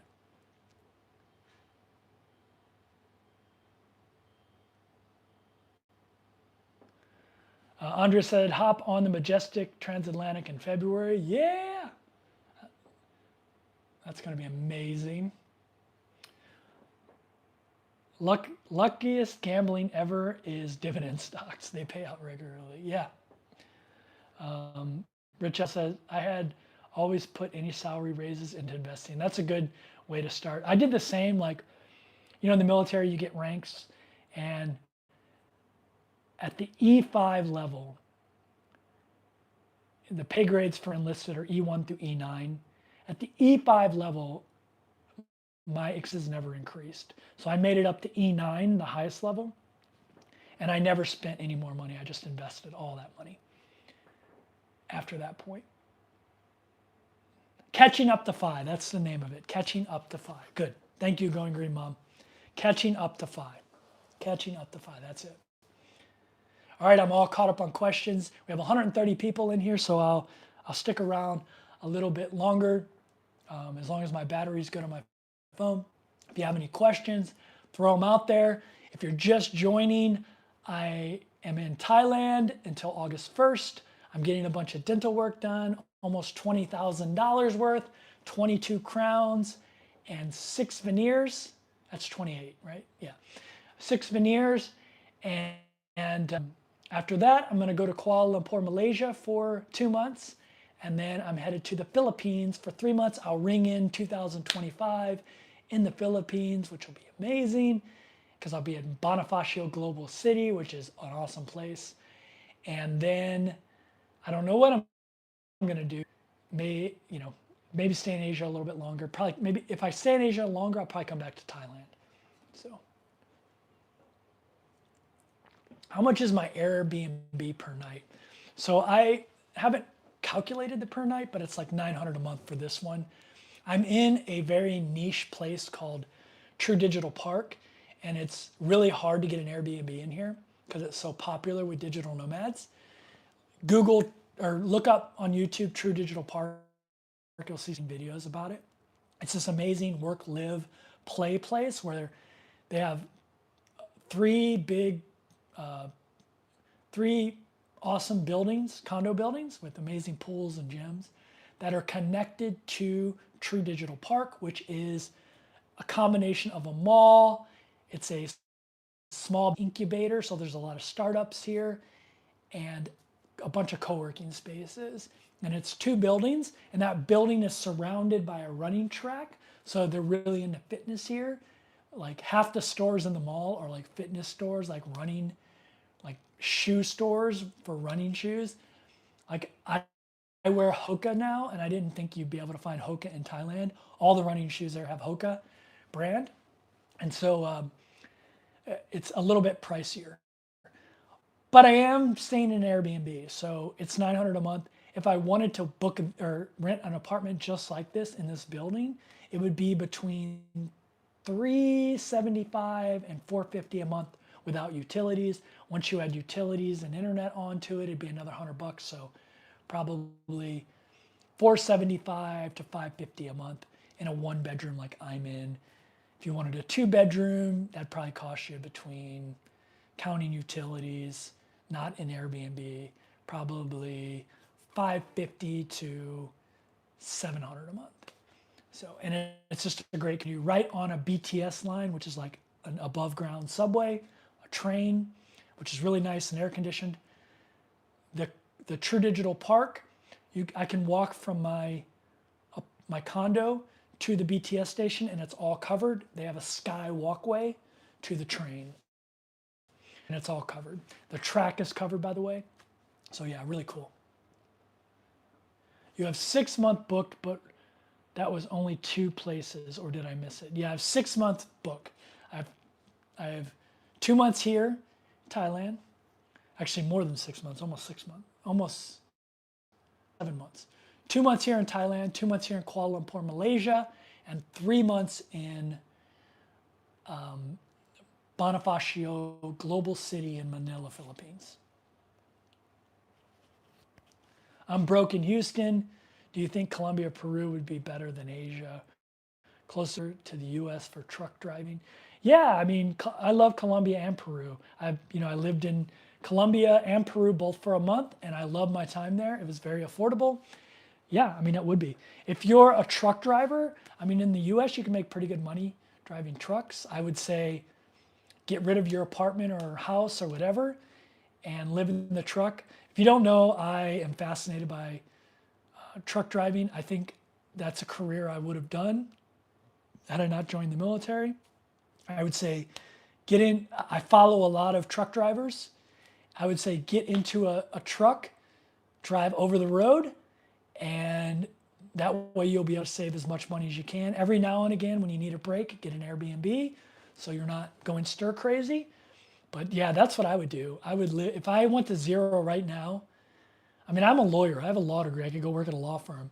I would probably go and work for a company like Maverick, which pays a little bit more.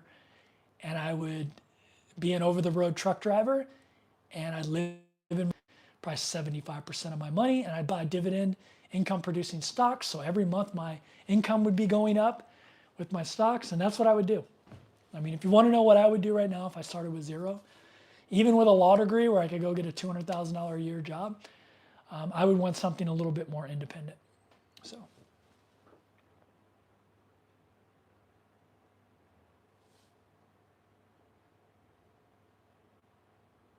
Are there a lot of US expats in the area that you're currently in? Yeah, there's a lot of expats in this area. A lot of US expats, a lot of British, a lot of Chinese. True Digital Park is a small business incubator.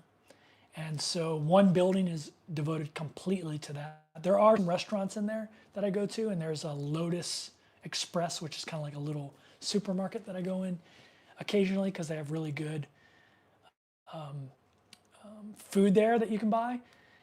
But yeah, so there's a ton of expats and digital nomads in here. Some Americans, a lot of British, a lot of Chinese. Yeah, that's most of them.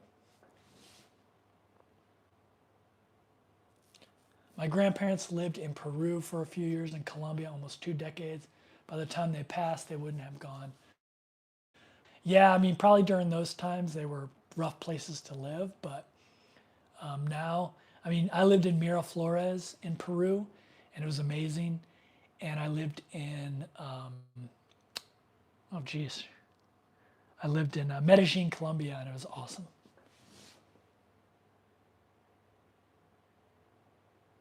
Do you think 200 per night for an interior cabin for a solo on a 15-night cruise on Royal Caribbean from Boston to Greenland and Canada is a decent price?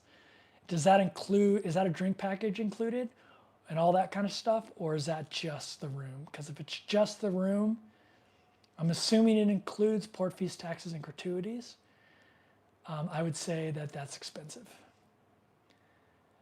Go to Cruise Plum and search Royal Caribbean cruises, or search, actually what I would do is I would search cruises that have Greenland as a stop, because you can cruise just that, you can search just that, like what cruises have Greenland as a stop.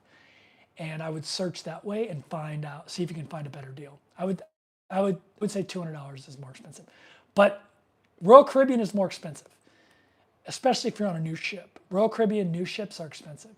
I cruised on Enchantment of the Seas out of Baltimore, and I think it was like all in $75 a night. I stayed on it for a month.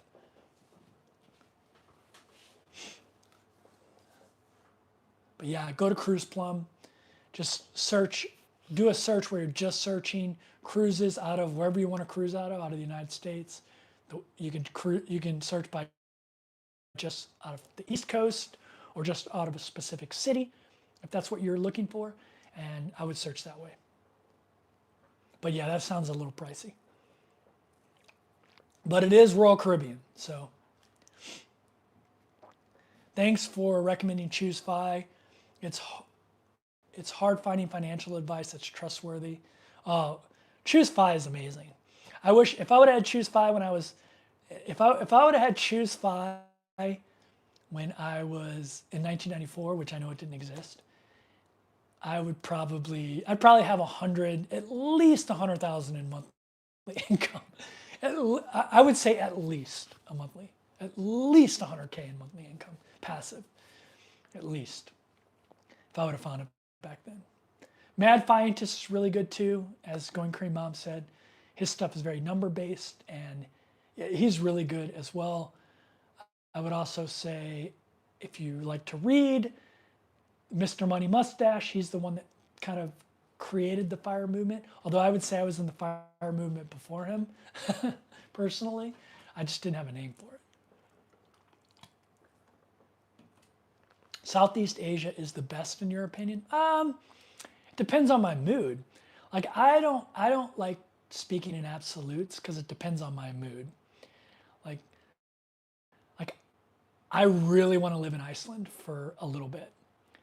I love Iceland. Like I love it, right? And you can't get any more different than Southeast Asia than Iceland. I want to live there. There's a ton of places that I want to live. For dating, you asked for dating. I mean, have you ever seen the women in Iceland? No, I would say dating. I always tell people dating is pretty much the same no matter where you go, for the most part. People just want a good person that has their head on their shoulders correct and that isn't an asshole. So, and vice versa. I think dating is pretty similar. If you're asking like, are there places that like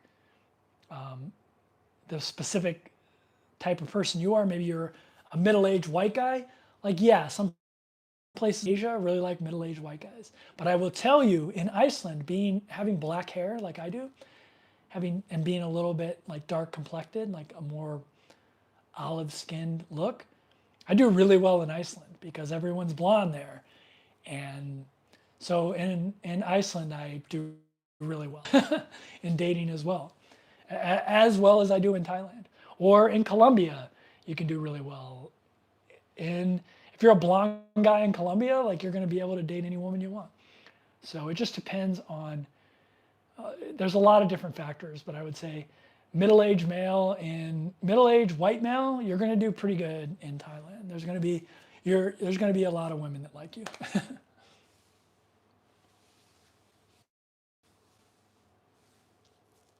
Indonesia was phenomenal for me as a 45-year-old male. Yeah.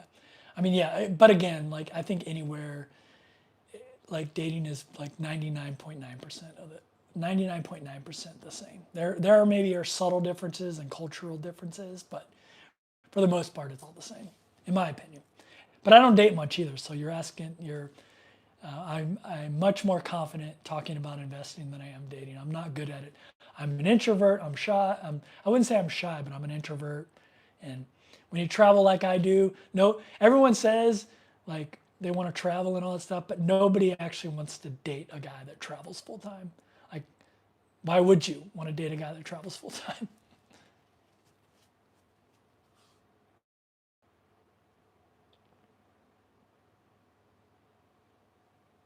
Yeah, if you search Mr. Money Mustache, you'll see a lot of interviews with him. Mr. Money Mustache has been on Choose 5, by the way. Middle-aged white guys do well everywhere. Middle-aged white women, not so much. I don't think that's true. I think middle-aged white women came to Thailand and wanted to date a Thai guy. I think your Tinder dating app would blow up. I think a middle-aged white woman that went to a dark-haired middle-aged white woman that went to Ireland or Iceland, I think your Tinder would blow up. Yeah, personally, I think it would. What would your one type of travel be when you're a senior? When I'm a senior, van life or cruising? Ooh, man, why do people always have me make a choice? Like I'm always like, why can't I do both? Like, God, I don't want to live in a world where I can only do one thing, right? But if you're gonna make me choose out of those two, and I was a senior, it depends on what my health level was, but I would probably say cruising because I love waking up somewhere new every day without having to do any of the work. You can wake up somewhere new every day, van life too, but you got to do the driving. So, unless you hire a driver.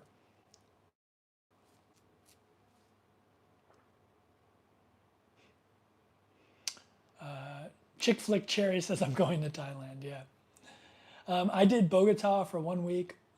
I can't read that, Dave. You can't be crude with your comment. I'll revise it. And only dated one older woman. It was way tougher than Jakarta. There you go. Cruising doesn't require cooking and has a doctor on board. Yeah, I mean, and you wake up somewhere new every day if you plan your cruises right. A lot of people would get frustrated that I didn't know my itinerary, but I loved waking up and going, I wonder where I'm at today. And then going, oh, I'm in Tallinn, Estonia. Let me look at the weather real quick. Okay, yeah, I need to wear a sweater. So yeah, but. All right, I'm all caught up on questions. There's 112 in here, 112 of you in here. If you have if you have a question, throw it out there. We've been going for 2 hours. I know back in the day I used to do 6 hours, but 2 hours feels like marathon. But throw your question out there if you have a question. I'm having fun with this. I've got to go to a dental appointment in a little bit, but I still have time. Someone asked me what I was drinking earlier. So they have 2 versions of this in this country. It's a 0-calorie drink called and it's pandan flavored, which is grass, some kind of grass, and I love them. It does taste kind of grassy, but with the stevia in it, I don't know, it's just really good. I love it. It's a really popular thing to drink here. But I like the other brand better than this one, but all the grocery store I'm going to only have this one right now.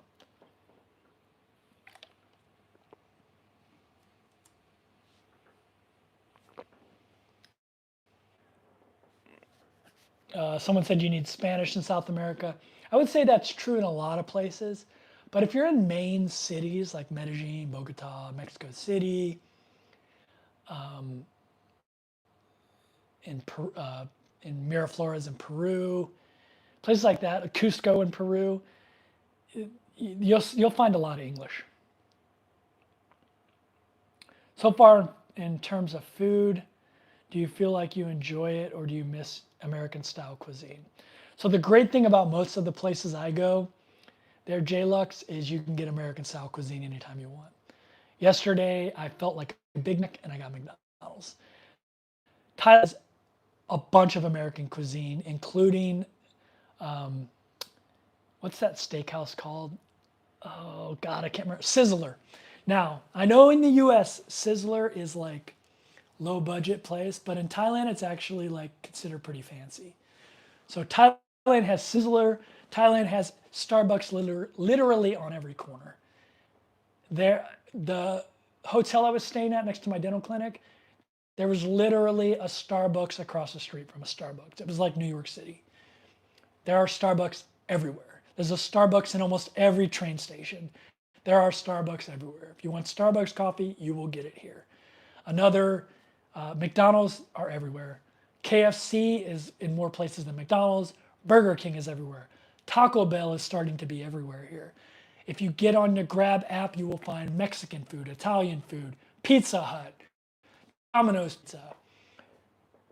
Anything you want American style, you can find it here. Steak, any of that. But you can also find as much great Thai food as you want, as much great Korean food as you want. There's a lot of Korean places here. There's a lot of those. This is one thing I don't understand about Thailand.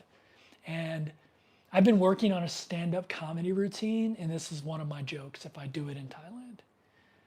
Like basically, what's with all of the places in Thailand where you have to cook your own food?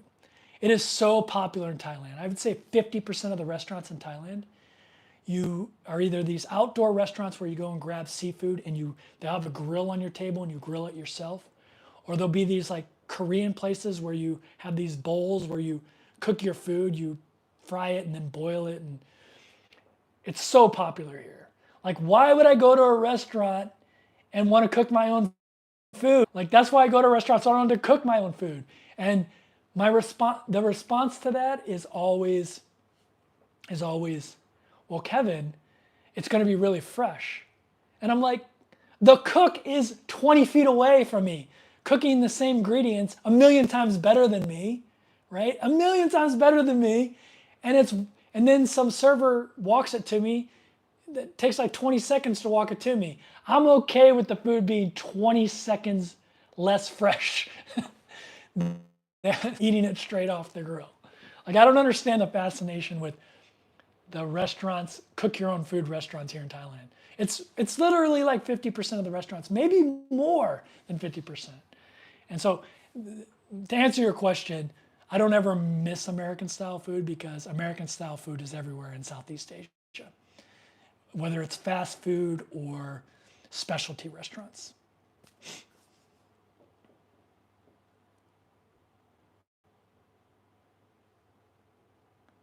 Okay, good. I'm getting some questions. If you have a question, put like a bunch of question marks and then type it out and I'll get to it. It'll help me find it easier.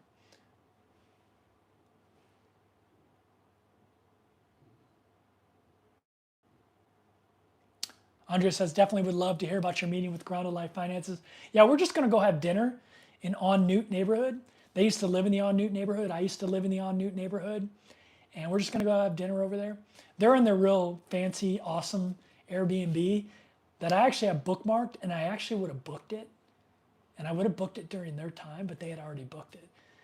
I didn't know they were booking it, but I went to book that Airbnb, but it was already booked.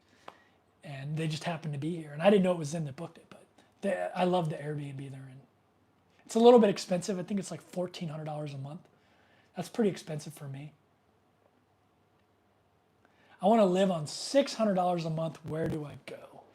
You would need to be in like a province, maybe a province in the Philippines, or you could probably swing that in Vietnam. That'd be really tough in Thailand, even in a province. But you could find $100 a month place to live, and then you'd have to figure out how to live on $500 a month. You could do that in Thailand and Philippines, in a province. You're not going to get a big city out of that, but yeah. What country would the women love redheads? I mean, Ireland, I would think. I would probably say a lot of countries would love redheads. I would think a lot of countries would, to be honest with you. I love a redhead, personally. Have I been to Japan? Yeah, I lived in Kyoto, Japan. I lived in Kyoto, Japan for a month when I did Remote Year, which was a travel program where we lived in a different country every 30 days. And one of those one of those cities was Kyoto, Japan. I've got apartment tour and all that stuff. It was back in 2019, so a long time ago, but yeah, I lived in Kyoto, Japan. Someone said with translation and cell phones, it's much easier. Yeah, the other day I needed ibuprofen. I was just gonna go buy some. And no, not ibuprofen, I needed a light bulb. And so I just typed it into Google Translate and I showed it to the lady because like, I don't know how well light bulb translate there. She probably spoke English, but some obscure words people might not know, like light bulb. So I just typed it in Google, showed her, and she's like, over there. So, yeah. What are your top rated cruise lines and do you book shore excursions? So normally I don't book shore excursions, I just go out and try to explore myself because I usually don't know where I'm at. I wake up and figure out where I'm at, to be honest with you. That's how I like to travel when I'm on cruises. Not ideal for most people though. And then if I want to take an excursion, usually when you walk off the ship, there'll be people selling them anyway. So I just do it that way if I'm going to do an excursion. What do I think is the top? I mean, it depends on what you mean by top rated. Like obviously there are some really expensive cruise lines that'll be the top rated, It depends on if you mean like experience, cost, like luxury, like it depends on what you want. Like if you want luxury, like Cunard. I think if you want affordability, MSC, if you want a combination of both of those things, Princess, if you have a family, Royal Caribbean, if you want a party, NCL, Carnival. How do you plan to maintain your weight loss? I mean, I still walk every single day, 10 to 20,000 steps every day. I'm really lucky this place has a covered track around it. And I'm also working out every day. I made a list of goals to achieve by the time I'm 50. And one of them was to have abs again. And so I'm hitting the gym every single day right now. And yeah. I turned 50 September of 2025. I'm sure I'll have abs by then. It shouldn't take me that long. I already have the top abs. I just don't have the bottom ab yet.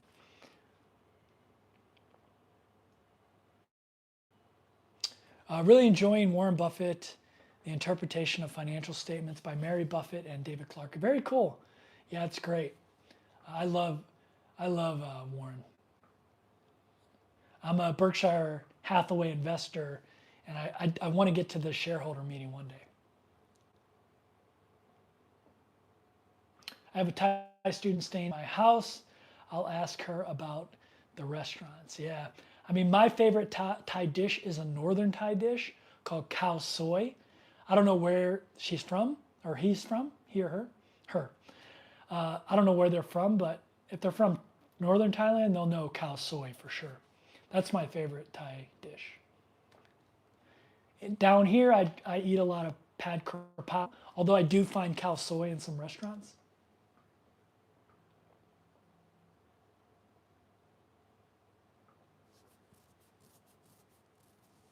Kevin, keep living your best life. Thank you. I appreciate that. COVID prices are over. Yeah. I mean, COVID prices are definitely over. And right now, though, you have a lot of people traveling because of the buildup of people wanting to travel. And I think stuff is higher now, but I think you'll see it level out at some point. It won't go back down to COVID, but I think it'll come back down. I'm starting to see it actually. How do you spend your day where you're at now? Any specific activities? So specific activities, I get up every morning pretty early. I'm an early riser. Get up 4 and 5 a.m. I go to the gym. And then after the gym, I come back up here and I drink a protein shake. That's part of my quest for abs. And then I go to the track here and I walk. Right now I'm walking 10 to 20,000 steps. I used to walk a minimum of 20 when I was in weight loss mode, but if I walk 20,000, I'm losing too much weight. So I don't walk 20,000. And then I just do what I want to do. I know that sounds crazy, but a lot of my life revolves around, I mentioned a lot of investing stuff here. I read a lot of investment stuff on Seeking. It's my favorite investment website. And like today, I'll go do dental and I'll come back and watch the new episode of Dragon. I'm pretty boring, man. Like, if you want like the party people, like I'm the wrong YouTube channel for you. The nightlife. I go to bed at 8 or 9 o'clock at night. I don't do a lot of nightlife, although I'm probably gonna go to like an Irish pub with some people that watch my YouTube channel over here that sent me some messages. I'm gonna go hang out with Grounded Life Finances. Probably I'll hang out with Forrest Lee a little bit. Retire and Go. I was gonna, he left. I was gonna ask him if he wanted to hang out. But yeah, I'm pretty boring for the most part. I do stuff, but it's like random, like just random stuff that most people would find boring. A lot of it revolves around food too. Going and checking out new restaurants. There's literally 100 restaurants in this live, work, play community I'm living in right now. And I want to try all of them. I want to see which ones I like.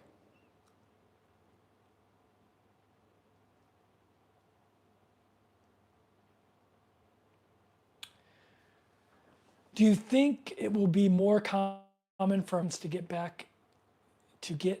out of the work system and move out of the country, given the rate of return of work, no balance, debt, inflation, cost of living? I would say it may increase a little bit, but there's always been expats. Like there's always been expats in all different kinds of places. I mean, I've had friends in the Navy that retired in the Philippines in the 90s, There'll always be expats. It's easier to travel now, so I think maybe that'll help increase it. And maybe the things you're talking about, cost of living and inflation, but all of that stuff is cyclical. And there's different cycles, and when something's expensive 1 minute, there's a stock market crash and then it's affordable again, or there's a 10-year period where nothing grows, and so it's cyclical and things go up and down. And you can find places in the United States to live affordably. My mother lives in a small town in Missouri, and if I wanted to rent an apartment there, I could rent an apartment for $600 a month in walking distance to the grocery store, a nice apartment, 1 bedroom. So it's all relative and depending on where I live. I like living in big cities, and that's pretty expensive in the United States. So that's one of the reasons I like traveling overseas. But I think it might increase a little bit, but a lot of people just love home and don't want to, wouldn't want to live somewhere else full time.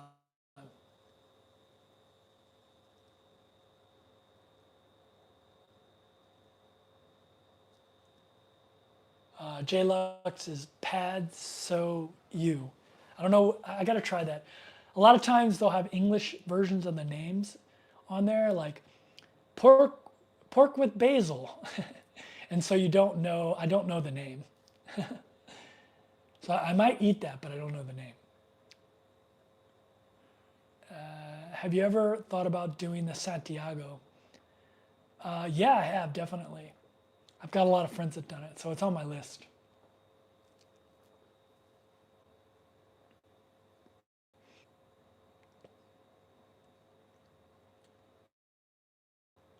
Bangkok suburb. I'll ask her about cooking your own food. I don't ever cook my own food, by the way. Never, unless it's microwave. So I eat out every meal.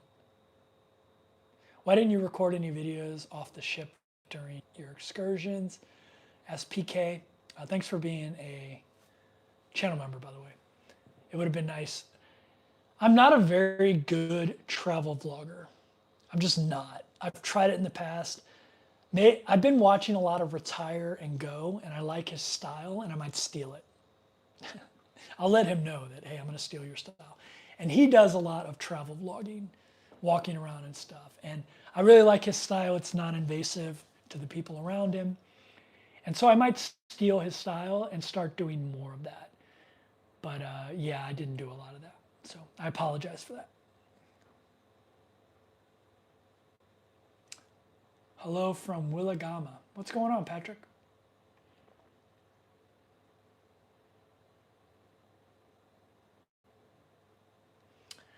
Do you have to wear long pants? In Thailand? No. I have one pair with me. I have a pair of like Lululemon pants that can pass for slacks but are super comfortable. But I have not worn them in Thailand. My grandparents were expats in South America in the 40s all the way through until the 70s. Definitely different ways to do it. If they worked while they were there, yeah. Yeah, I mean, being an expat is nothing new, and I think it might, it might increase a little bit, but I think most people just don't want to move from home. Like all my siblings would never move out of the St. Louis area, which I think is insane. But they love it, and like they can't imagine living anywhere else. It's the center of the universe for them. I don't get it, but to each their own. How long am I staying in Thailand? Where are you headed to next? So I'm in Thailand till August 1st, and then I'll be in Malaysia for 2 months, and then the Philippines for 3 months. Don't remind us of your cooking videos. Yeah, they were awful. Someone asked me to do one when I was in my RV, so I was like, why not? Any chance to play the guitar someday? Man, I would love to get a travel guitar and play more. But yeah, I don't have a guitar. The teeth look great. Was it painful at all? Not really at all, to be honest with you. Like hardly any pain, and just maybe a little bit of discomfort because I was in the chair for like 3 to 4 hours sometimes. And then maybe a little like post-work pain, but nothing that ibuprofen didn't take care of. So.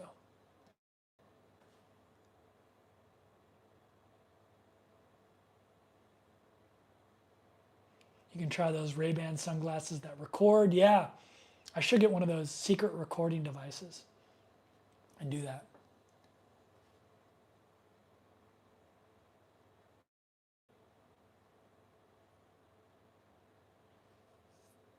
Ditching Corporate is in the house. What's going on, man? You're down in Pattaya now, right? I think I saw you do a post the other day on Instagram. If you don't follow my Instagram, I've been posting a lot on there. So most of it dental stuff. So, but my Instagram is the same as YouTube, 30 and a Wake Up. Let's see. Just finished streaming Dark Matter. That sounds like a cool show.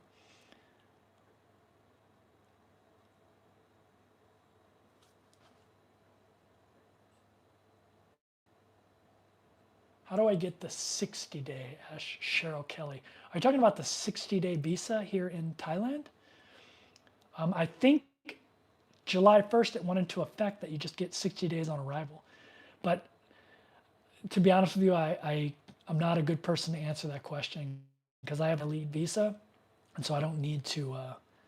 I don't need to get that stamp. So I'm not a great person to answer that. I'm actually going to move into my couch because that's not a good background view anyway. I'm going to move to my couch for a little bit, go maybe a little bit longer, answer your questions. This isn't going to be a good view either because it's going to be all washed out. We'll go this way maybe a little. Wow. But now I guess you're only getting back wall view.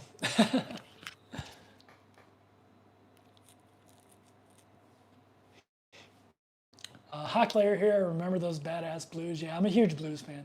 Sports-wise, I'm definitely St. Louis, but I'm still an LA Rams fan, even though they left St. Louis. Kevin, any favorite song that you like lately? I really like Stick Season by Noah Kahan. That's one I've been listening to a lot lately.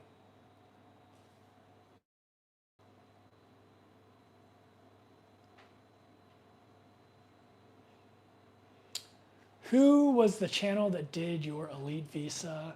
So, oh my God.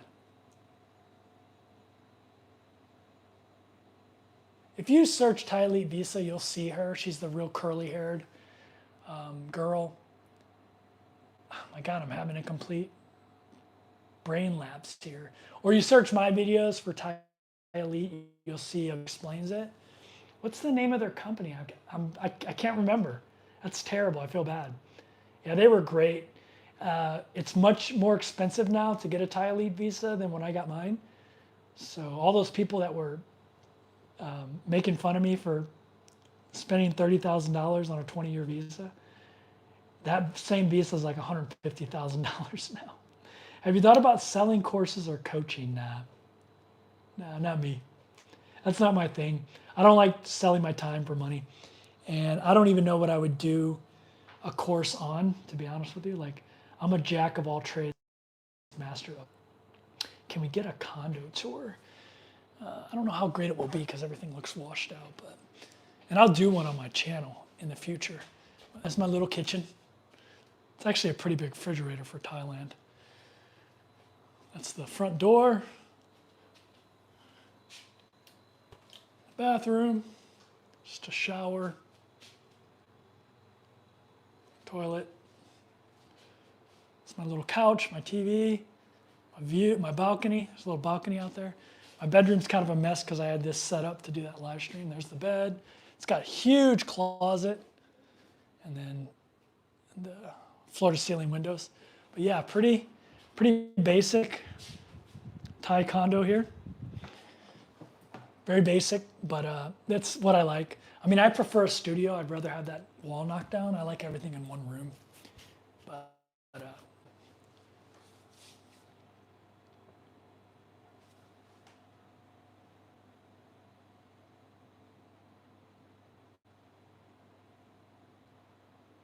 is it worth to have Thai Elite visa as much as you're outside of Thailand? I mean, yeah, because I can come and go as I please until I'm 60. Geez, what will I be? 66 or 67? And I don't have to worry about the fluctuations of visa policy. Like, they'll have a good visa and then it'll go away. Or they'll have like longer times and then it'll go away. Like, I don't have to deal with that. I just come in, I get my year visa stamp. They actually pick me up at my plane, drive me through immigration. And I just, to me, it's worth it. Some people, it's not going to be worth the money, but I probably will spend, 3 to 6 months in Thailand a year. And to me, that it's worth it. To a lot of people, it's not going to be worth it. But to me, the $30,000 that I spent on it was totally worth it. People will spend $30,000 on a car that in 10 years will be worth nothing and not think a thing about it. And I got a 20-year visa, and I can come and go as I please in Thailand. And in 20 years it'll be worth nothing, but yeah, I have no idea. I have no problem with spending that money. Just like I have no problem spending the money, the 17 grand I did on, refurbishing my grill.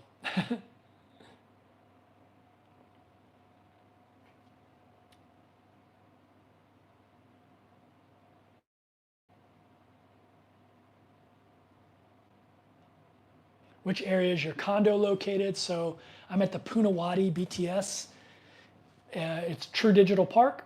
There's 3 condos here at True Digital Park, and I'm in one of the condo buildings here.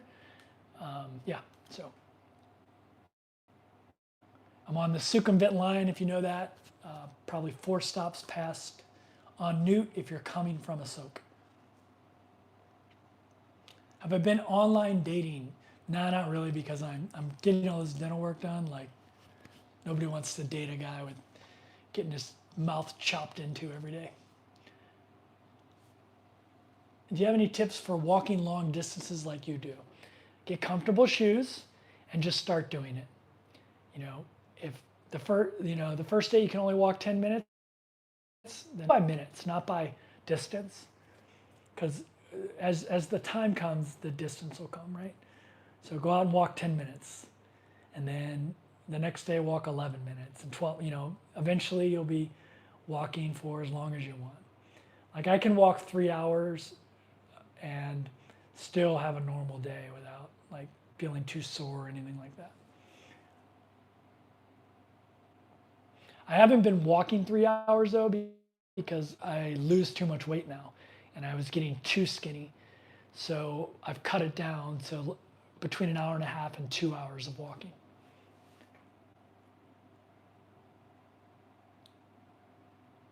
Are you going to do a video on the cost of the dental work? Yeah, I've been working on it for the past month.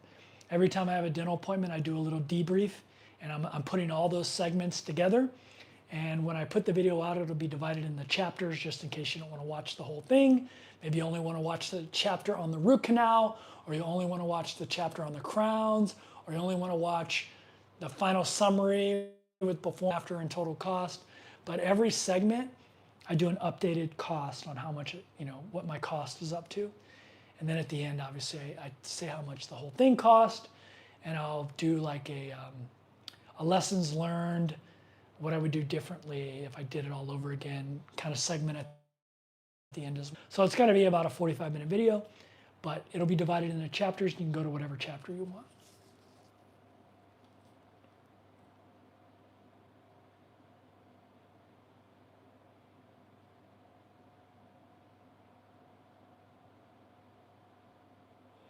You could probably pull it off in Thailand if you paid off a $50,000 condo. Yeah, I mean, it's so cheap to rent in Thailand that if I was going to come here long term, I would just rent. Like I can get a nice condo in Bangkok for $500 a month, like really nice.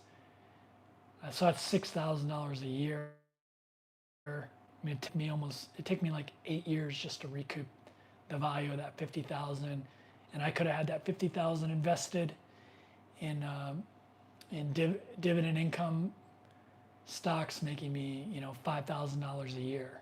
So the opportunity cost doesn't make any sense for me. I mean, really good deal on a condo that was bare bones that I could renovate and make it my own down in Jomtien Beach with an ocean view for $30,000. I would do it. I'd probably do it. But it just doesn't make a lot of sense financially for me. I can rent whatever I want, So, and it's going to be really affordable. So it just doesn't make a lot of sense.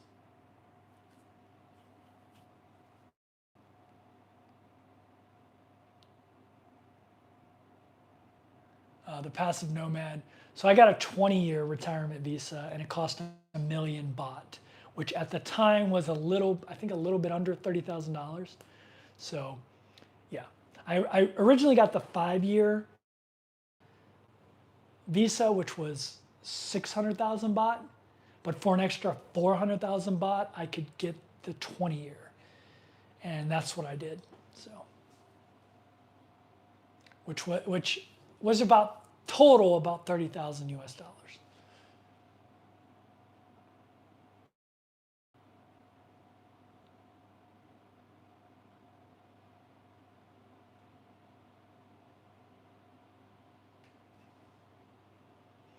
Almost got it before it went up. Kind of wish I had done it, but it's okay.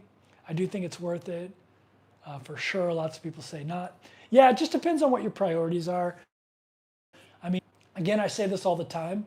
Like, I'm not Elon Musk or Bill Gates, but if Bill Gates was like, I want to be able to travel to Thailand freely, he would just buy $30,000 Thai Elite visa. He wouldn't screw around with all this other stuff, digital nomad visa. He would just buy it. And I have the financial means to buy it, $30,000, and I don't mean this to like sound arrogant, but it's just not that big of a deal. And I just want to be able to travel Thailand as I please, come and go as I please. And $30,000 just isn't a lot of money to me. And it like I said, a lot of people wouldn't bat an eye at buying a $30,000 car that in 10 years is going to be worth zero. So I don't know why people make such a big deal out of me spending $30,000 on a Thai Elite visa that is good for 20 years. I don't get why people are so upset that I spent $30,000 on that visa. I wanted a hassle-free visa that I could come and go as I please, that's not impacted by political things. There's been a bunch of coups here since the Thai Elite visa has come out. It's never impacted the Thai Elite visa. So I wanted a visa where I could come and go as I please without a lot of administrative work for me. And that's what the Thai Elite visa is. I still have to do the 90-day report if I stay here over 90 days, which I'm not this time, so I don't have to do anything but show up to the country. Even when I stay here long term and I have to do the 90-day report, just give it to Thai Elite and they do it for me. So I don't even have to do anything. Hopefully at some point that'll go away and there'll be no administrative requirements. So, but yeah, it's it just think about it.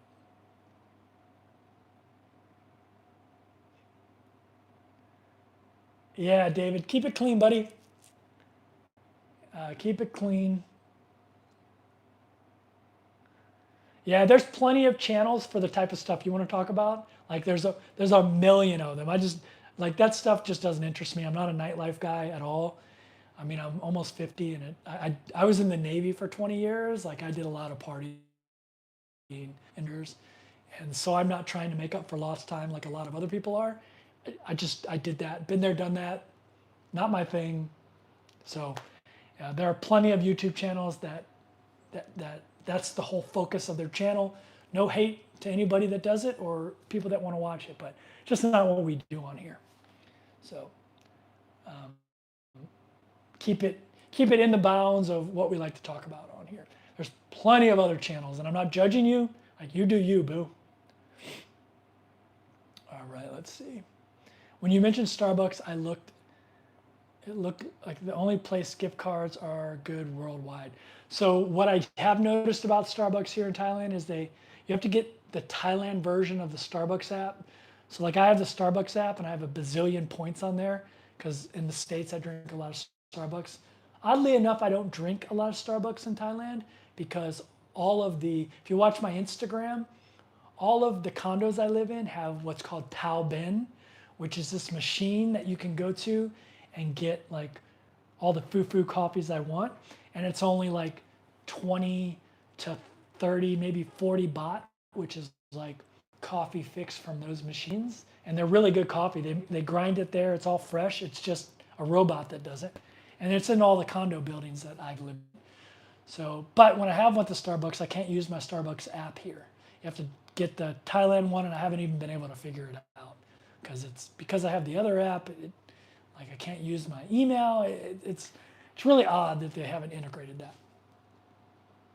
But yeah, if you like Starbucks, there is literally a Starbucks on every corner in Thailand. Sometimes there are two on the same corner, like right next to each other. And there's a lot of Tim Hortons here.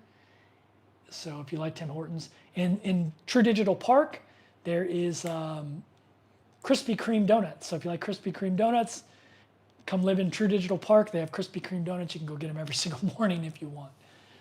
So yeah, if you want Western style stuff, it's easy to get here.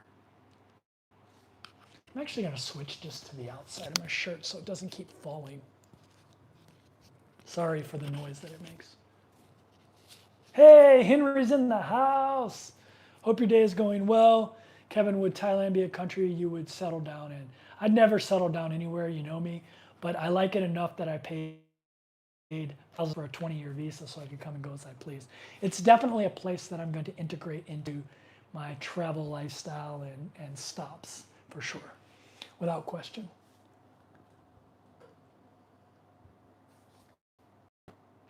How you doing, Henry?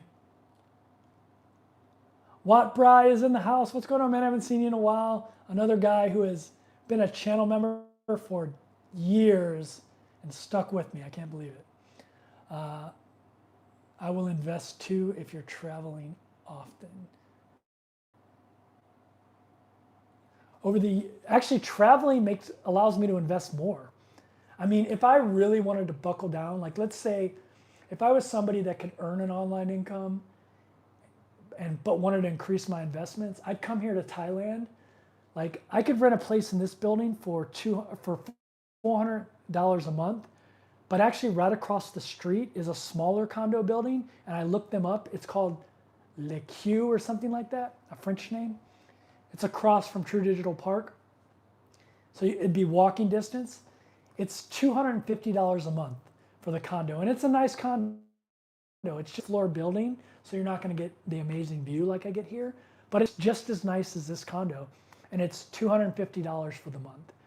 And so could live in there for $250 a month, another $100 for internet and electricity, so $375 a month. And if you work online, I'd be just turning two and investing every single dollar. You're living low cost. Right across the street is True Digital Park. You can go into Tops and get, you can eat Thai for $2 a meal, like freshly made for you right there.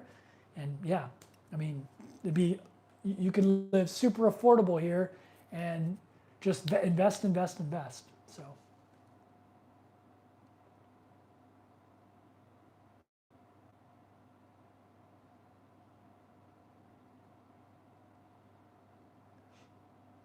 Where are you going after Bangkok? I'm going to Kuala Lumpur, Malaysia for 2 months. And then I'll hop on a plane to Manila, Philippines. I'll be staying in Bonifacio Global City, BGC.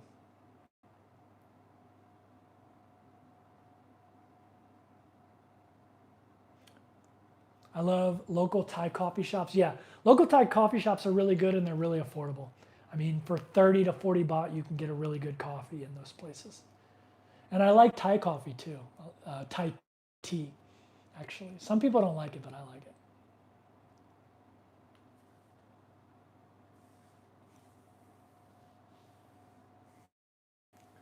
The elephant in the room is being able to make money online so we can live the same lifestyle. Yeah, I mean, check out, I mean, there's so many things you can do online. Computer programming language, you can learn them online now, like something like Python, and you can work online. There's a million things nowadays. COVID opened the door for that, like to be more prevalent in different industries. You can teach English online with like VIP Kid. It's a zillion different ways. And there's YouTube channels completely dedicated to that. I'm excited to see you in the Philippines. Me too. I love Filipino food. It's super unhealthy though. Kevin, you're going to miss the fireworks and 4th of July. Yeah, I'll miss them, but it is what it is. A lot of times overseas, sometimes they'll do fireworks. Maybe they'll do it over here in Thailand. They celebrate Christmas over here, even though it's a Buddhist country.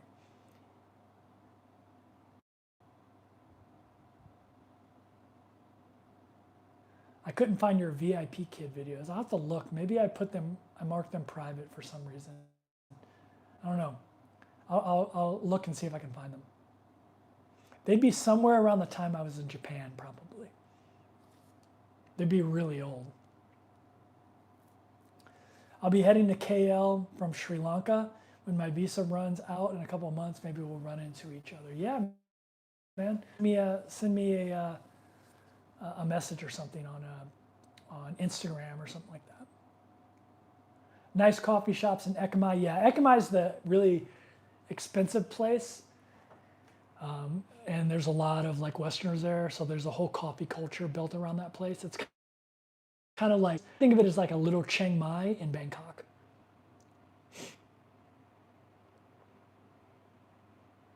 The U.S. Embassy will probably host a 4th of July event. I've never been to the U.S. Embassy here. I should go check it out. Whew. All right, I'm caught up. I think I'm gonna call this a live stream. I've been going for too long. Everyone in the replay is going to be mad that I went so long. But I appreciate all you guys joining me, all the great questions, and sticking with me for so long, and just hanging out and you know, sharing this adventure with me. I'll be dropping my dental video pretty soon. If you want to see regular updates, like daily, go on to Instagram. I usually post something every single day on Instagram. So go check me out on Instagram, 30 and a Wake Up, same thing. Yeah, so thanks everyone for watching, and I will see you next video. Bye everybody.